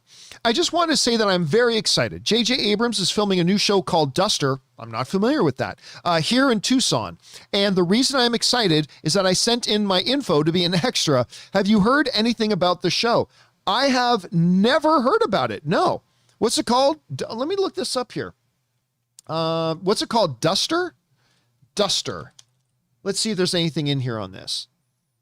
I'm not seeing anything on IMDb about it unless it's the Josh Holloway show. Okay, so this is what I am finding. It's going to star Josh Holloway, who was, of course, in J.J. Abrams' Lost series. And by the way, he's also in, what's the name of the one with, what's the ranch show on right now on Paramount Plus? Guys, what's the movie? What's the show I'm thinking about right now on Paramount Plus with the ranch and Yellowstone? Thank you, Red Comet. Yellowstone. So Red Comet, Kaiju, Revan, Ben, Brian, everybody's getting Yellowstone. So Josh Holloway's also in Yellowstone right now, which is really great. But he was in that. So it reads as set in the 1970s Southwest, the life of a gutsy getaway car driver for a growing crime syndicate goes from awful to wildly, stupidly, dangerously awful. I like the sounds of the synopsis. I didn't know anything about it, but I'll keep my eyes open for it. Thanks for putting it on my radar, man. All right, next up. And by the way, Yellowstone is awesome. If you haven't yet, go back and watch the first couple of seasons before season 3 comes out. I am loving Yellowstone. All right, Victor Vodka writes, hey, John and Co. Here's my unsolicited pitch for the next video game adaptation, Duke Nukem. There were several attempts to get a Duke Nukem movie made. Written and directed by James Gunn, starring John Cena in the style of Fast Saga meets Deadpool. No? Okay then, I'm not a Duke Nukem fan, but I'd pay to see that. Yeah, listen, I really like Duke Nukem. Duke Nukem was one of the first video games. I mean, this was back in the era of like Dune and Heretic and, you know, Wolfenstein. Duke Nukem was a little bit later. But Duke Nukem was one of the first video games I played where the dialogue in the game was strictly hilarious. The dialogue in Duke Nukem is so freaking funny. And there have been several attempts of them trying to get a Duke Nukem movie made. Maybe at some point. It's got to happen at some point. It's got to happen. There's just too much potential there. All right. BK Dan writes, John, you can't say absolute zero chances that Joker versus Batman will happen. Only Siths deal in absolutes. Yeah, listen. I could be wrong totally, but I very rarely, if ever, say absolute zero. I always say there's a small 1%, 2% chance. But the idea that Joaquin Phoenix Joaquin Phoenix's Joker will cross over with Robert Pattinson's Joker. I feel safe in saying absolute zero to that. It's not going to happen. Now watch, it happens next week. But no, it ain't going to happen. There's no way. Number one, the director of the Joker would never do it. 2, Joaquin Phoenix would never do it. 3, the timelines don't add up. You'd be having a 70-something-year-old Joker fighting Robert Pattinson's Batman. It just doesn't line up. I don't think it lines up. Now, who knows? Maybe they shock the world and we find out they do. So I will be a Sith for that, BK. I will be a Sith for that. All right, next up. CDB writes, new Star Wars book revealed that the goal of the rule of two Sith and Palpatine's ultimate plan was to create a dyad. I don't like Lucasfilm retconning a dyad, something made for episode 9 and mentioned at the end being as the ultimate goal of the Sith. I don't really care. Honestly, I have rejected the books as anything other than good fantasy. Like, there are some really good Star Wars books, but I never honestly consider them part of canon. But John, they said the books are part. I don't care what they said. They've actually broken canon several times in the books already, like in the newer books. There are some fantastic books. Like absolutely, the Tarkin book is fantastic. There's a number of them that are really good. Lost Stars is fantastic. The one about Vader and the Emperor going as something Sith. Anyway, there's some great books, but honestly, when I read them, and I kind of gave up on reading them about a year ago, although I did try the new, what's it called? Not the Old Republic, the High Republic. I did do the first book of the High Republic series, but honestly, when I read them, I just consider them like fan fiction. And some of them are great, but I don't actually take them seriously. So yes, that whole idea of introducing a new thing and then trying to say this new thing that we just made up has actually been a part of everything all along. It's like, come on, stop it. No, it hasn't. No, it hasn't. Anyway, next up, Film Fan Rant writes, hey, John and Aaron. Obviously, Aaron was here on Thursday. With the bust of DC fandom, the Flash teaser did give us a quick look at Supergirl, Sarah Callie, but it's so fast, we missed it. Yes. Well, but remember, too, I believe last year at DC fandom, didn't they show us Supergirl in some concept art? I thought they did at any rate. Listen, I know some Supergirl concept art came out earlier, whether it was all the way back to last DC fandom or sometime between now and the last DC fandom. But no, it was good seeing her in that shot. That was kind of fun to see.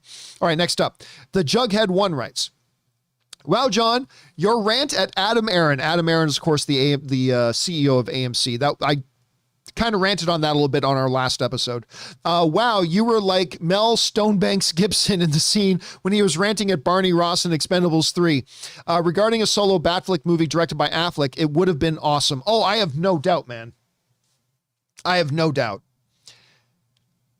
Now look, don't get me wrong. If it can't be Ben Affleck, I am super excited for the Batman as directed by Matt Reeves. I got a lot of faith in Matt Reeves.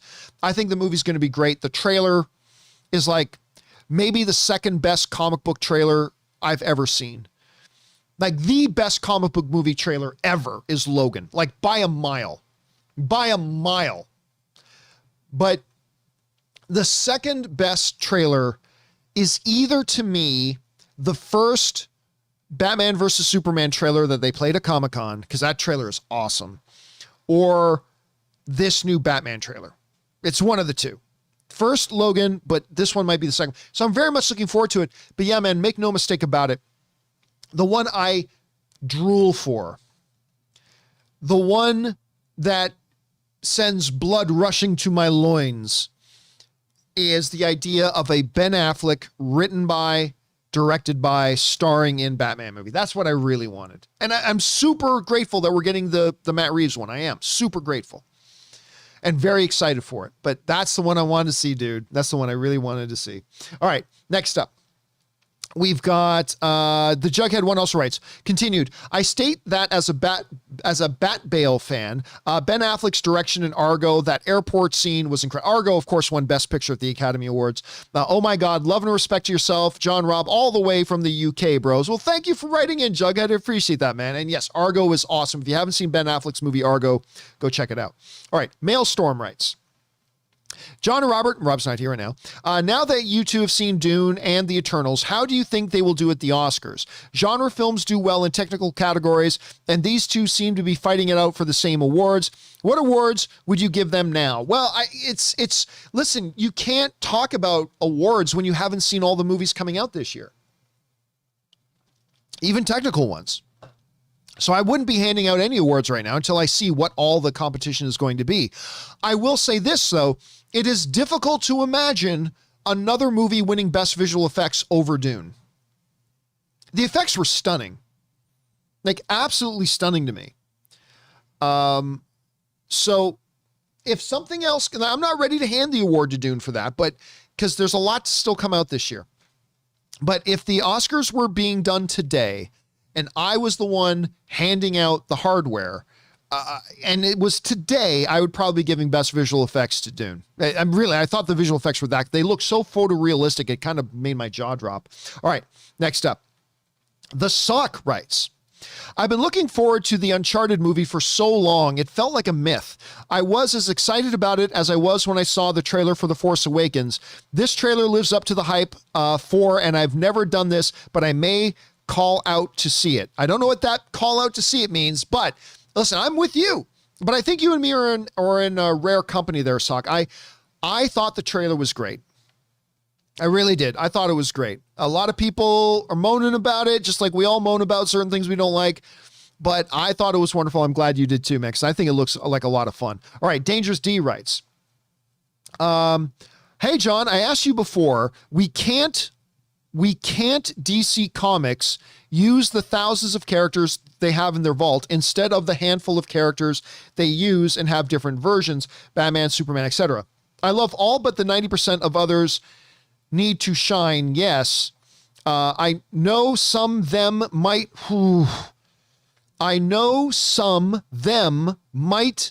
be a puberty hair Avenger, but I'm saying make the characters that the fans been clamoring for, like Metal Men, Legion of Superheroes, etc. Look at. Okay. Number one, the fans have not been clamoring for Metal Men, nor have the fans been clamoring for Legion of Superheroes. This is a thing that a lot of people in fandom get confused about. They want or like something, and their buddies like or want something.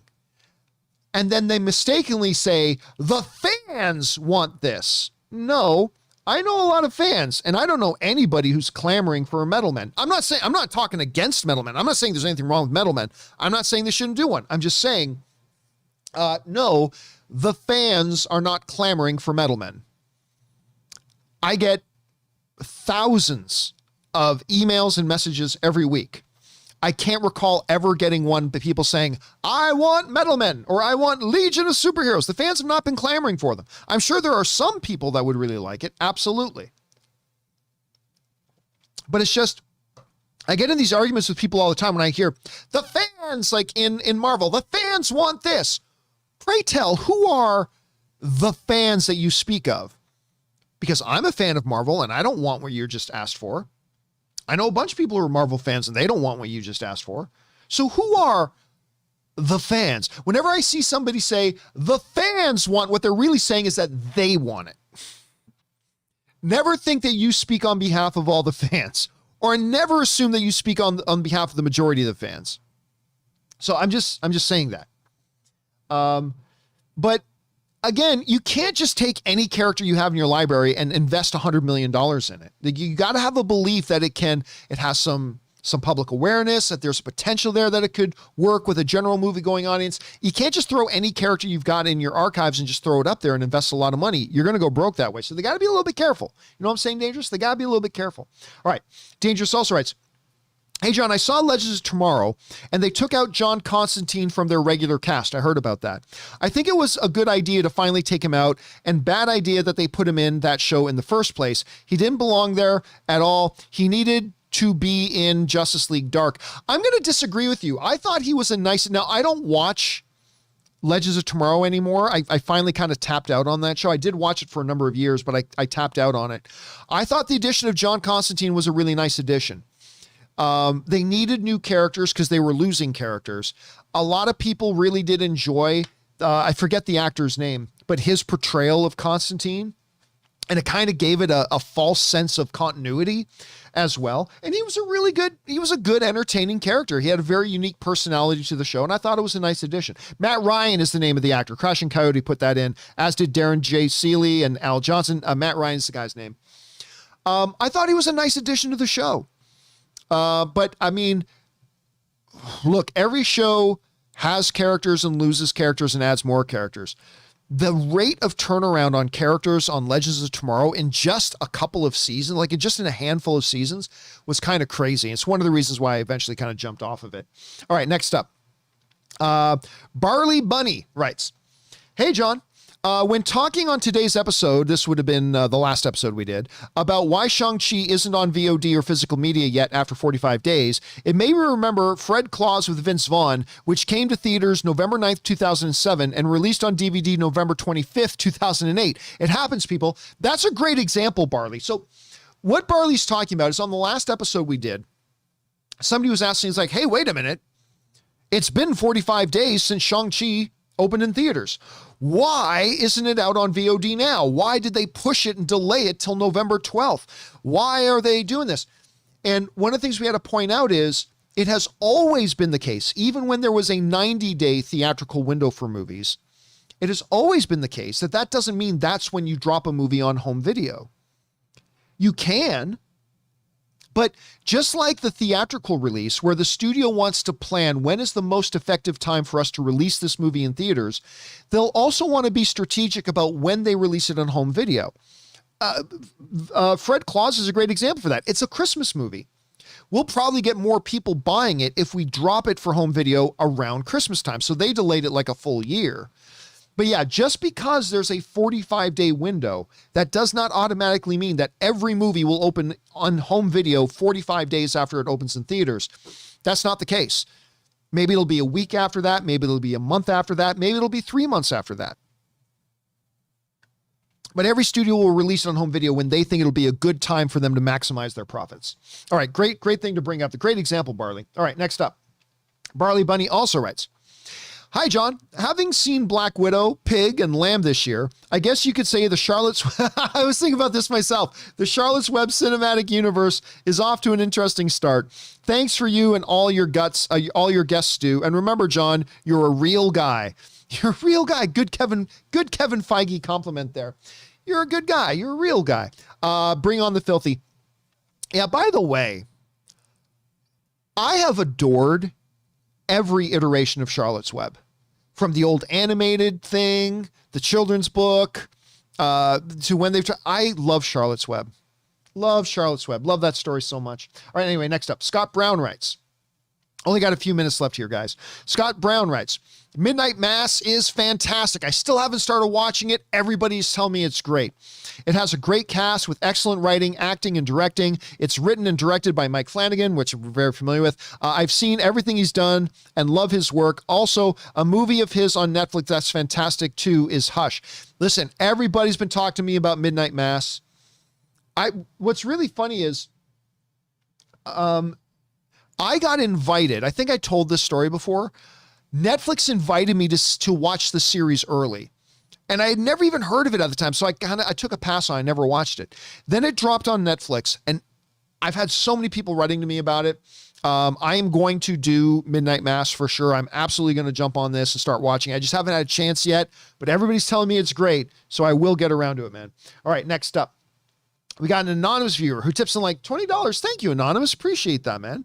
Who writes, "Hey, John, sure you talked about it, but what are your thoughts on the show of Midnight Mass?"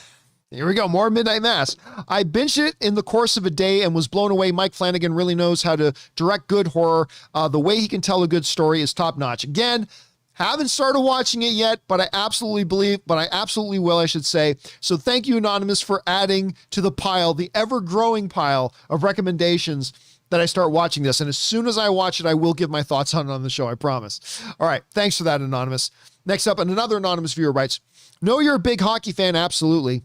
So we'll just follow up on my previous post with Let's Go Flyers." Man, I remember the Flyers all the way back to the Broad Street Bullies, man. The Flyers are an iconic team. Back to the days of Bobby Clark. Fast forward a bunch of decades to, I used to love watching Ron Hextall play, man. He was, maybe the best puck handling goalie in history. Might have been Ron Hextall. Might have been him.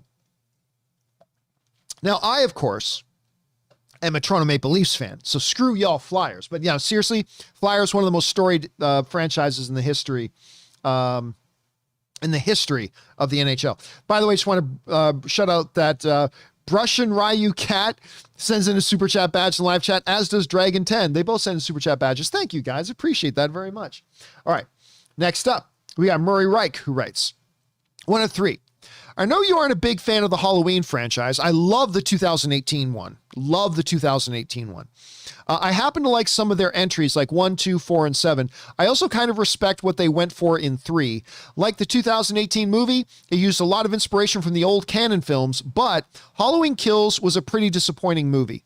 It ended so abruptly, like there was no payoff. Some good visceral kills, but it lacked a lot of story/character depth. I was so upset that they sidelined Laurie. The only best part of the film that was great were the flashback scenes from 1978. Those are kind of interesting. I understand that this is part of a new trilogy, but you could have ended the film so much better. Luckily, I won't have to wait more than a year, unlike fans that wasted 6 years in between Halloween 5 and 6. Yeah, look, man, I'll tell you right now, I was quite disappointed with Halloween Kills. And I say that as a huge fan of the last one, the 2018. I love it. Absolutely love it. This one was pretty weak. Okay, so somebody in the live, just let me side note here. Somebody in the live chat saying, John drinking in the middle of sentences is annoying. I say this wholeheartedly. Go fuck yourself. Listen, you try doing a live show daily where you're talking straight for 2 hours, especially a live show where I don't happen to have a guest on today, and I am nonstop talking for 2+ hours. I will do what I need to do to keep my throat from being completely wrecked, because it's almost really wrecked right now. So I'm sorry that you don't like that I have to stop for my own health and to keep myself going to take a sip. Go fuck yourself and do your own show. I do what I absolutely need to do to be able to function. So there's that. Let's see you do what I do. I don't think you can. Anyway, sorry. Did that sound annoyed? Yes, that annoyed me because it's very annoying because my throat is killing me when I do these things and I have to do what I have to do to be able to keep going. Anyway, let's keep going, shall we? Next up. Oh, anyway, flashback. I will say this about Halloween Kills. That two things. I saw a new commercial for Halloween Kills, like on Peacock now, and you hear Laurie saying, Michael dies and I'm the one who's going to do it. And then this other thing is, Michael's coming for me and I'm coming for him. And I'm like, minor spoiler alert for those who haven't seen Halloween Kills yet. But Laurie never leaves the hospital in this movie. There's nothing like the commercials. Michael's coming for me and I'm coming for him. Yeah, none of that is in the movie. There is no Michael coming for Laurie and there is no Laurie going after Michael. That's not in this movie. So that part annoyed me a little bit. The other thing too that annoyed me about it was, and again, I'm not going to give away any details, is that the parts of the movie that worked, or at least worked to a degree, were the parts with Laurie, her daughter, her granddaughter, and Michael. That stuff was working. And the flashbacks were pretty good too. Some of them were pretty hammy, but still, for the most part, it was pretty cool. But then what they did, and I understand what they were going for, they introduced a new set of characters that were kind of like the average residents of the town that were being, terrorized by Michael Myers. I found that whenever they broke away from the main characters to focus on these side characters with Michael C. Hall, and I really liked Michael C. Hall, by the way, but I found like the movie just lost I don't care about these guys. I don't care about these characters. I want to see Laurie versus Michael. And I just felt like the movie lost a lot of its steam when it did that. Although I will say this, for those of you who've seen the movie, Big John and Little John were great. Did I say Anthony C. Hall? I meant Anthony Michael Hall. Thank you. Darren G.H. Seeley corrected me that. Anthony Michael Hall, not Anthony C. Hall. Sorry about that. Thanks for the correction. I really did like Big John and Little John. I will admit that. Like at first, when Big John, again, I'm going to give no details away, but for those of you who've seen the movie, when Big John and Little John first showed up in the movie, I'm like, well, this is kind of cliche-ish and stupid. But as the movie progressed, I'm like, I would watch an entire sitcom of Big John and Little John. I would totally watch that. But anyway, yeah, there was that. Okay, next up. Thanks for that, Murray. Appreciate that, dude, very much, man. All right. Last question of the day will come to us from Sir Q27, who writes, 1 of 5. Hi, John. Thanks for all the fun content. Well, thank you for being here, man. I'm currently a university student studying to get their degree in physics. Very cool. And while I definitely don't claim to be an expert or even good, I've probably worked a few more physics problems than the average person. So take this with a huge grain of salt, but I'm not sure that the airplane thing at the end of the Uncharted trailer is against the laws of physics. I've had a few people write to me to tell me this. I'll explain that in a second, but let's keep reading the email. I'm not sure that the airplane thing at the end of the Uncharted trailer is as against the laws of physics as you and Aaron appear to think. Assuming Tom, the crates and the plane are all moving at the same velocity relative to Earth, which they appear to be, and that the rope shown is connecting everything to the plane, everything important in the scene is actually stationary in this reference frame. Nothing is preventing him from pushing off of the crates and therefore the plane, adding to his existing velocity and getting back on board. It's similar to walking around inside of a moving train.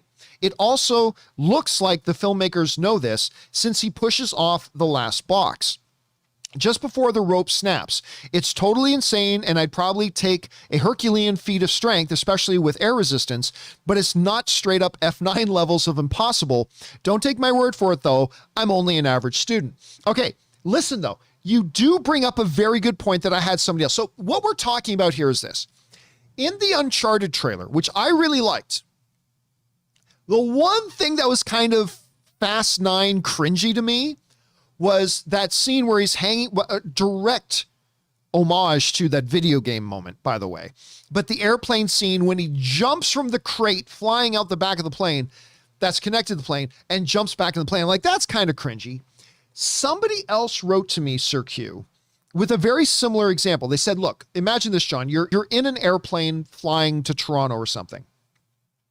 Your body at that point is traveling at the same velocity that the plane is traveling. So what they said to me, the way they explained it to me is this. If you stand up in the aisleway of your plane that you're flying in, like your passenger plane, and you stand beside your seat, if you jump up in the air, you will still land beside your seat because you're moving, your body is moving at the velocity of the plane. So like if the seat is here and you jump up, it's not like if you jump up, the seat will then be over here because the plane's moving and you land here. No, you're going to land right beside the seat again because your body is moving at that velocity.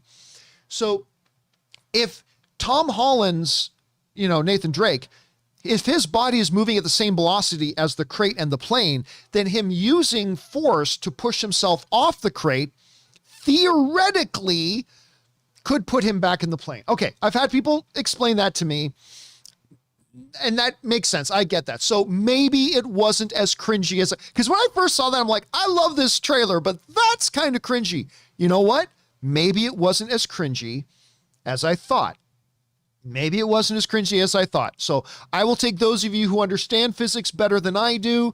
I will take your word for it on that, because the way you explained it and the way that the person who gave me the airplane example explained it, that does make sense to me, but I'm not a physicist. So I will stop my complaints about that plane shot.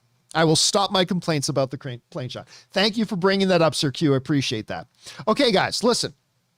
There are still more outstanding questions to come from JJ, Dangerous D, Crashing Coyote, and others. Do not worry, guys. We're going to do a companion video a little bit later today, and we should get all caught up, at least up to the questions that got sent in to the end of today's show. So we'll get all caught up. Keep your eyes open for that companion video a little bit later today. But for now, that'll do it For today's installment of the John Campea Show, thank you guys so much for being here and making this show part of your day. Big thank you to all you guys who sent in the super chat badges and the live chat questions. Number one, because you gave us great fun things to talk about. But number two, you supported our channel while you did it. And all of us involved with the John Campea Show, thank you guys so much for your support. All right, guys, don't forget to come back and join us again for tomorrow's installment of the John Campea Show, and of course that companion video a little bit later today. But that'll do it for me for now, guys. Thanks a lot for being here. My name's John Campea, and until next time, my friends, bye-bye.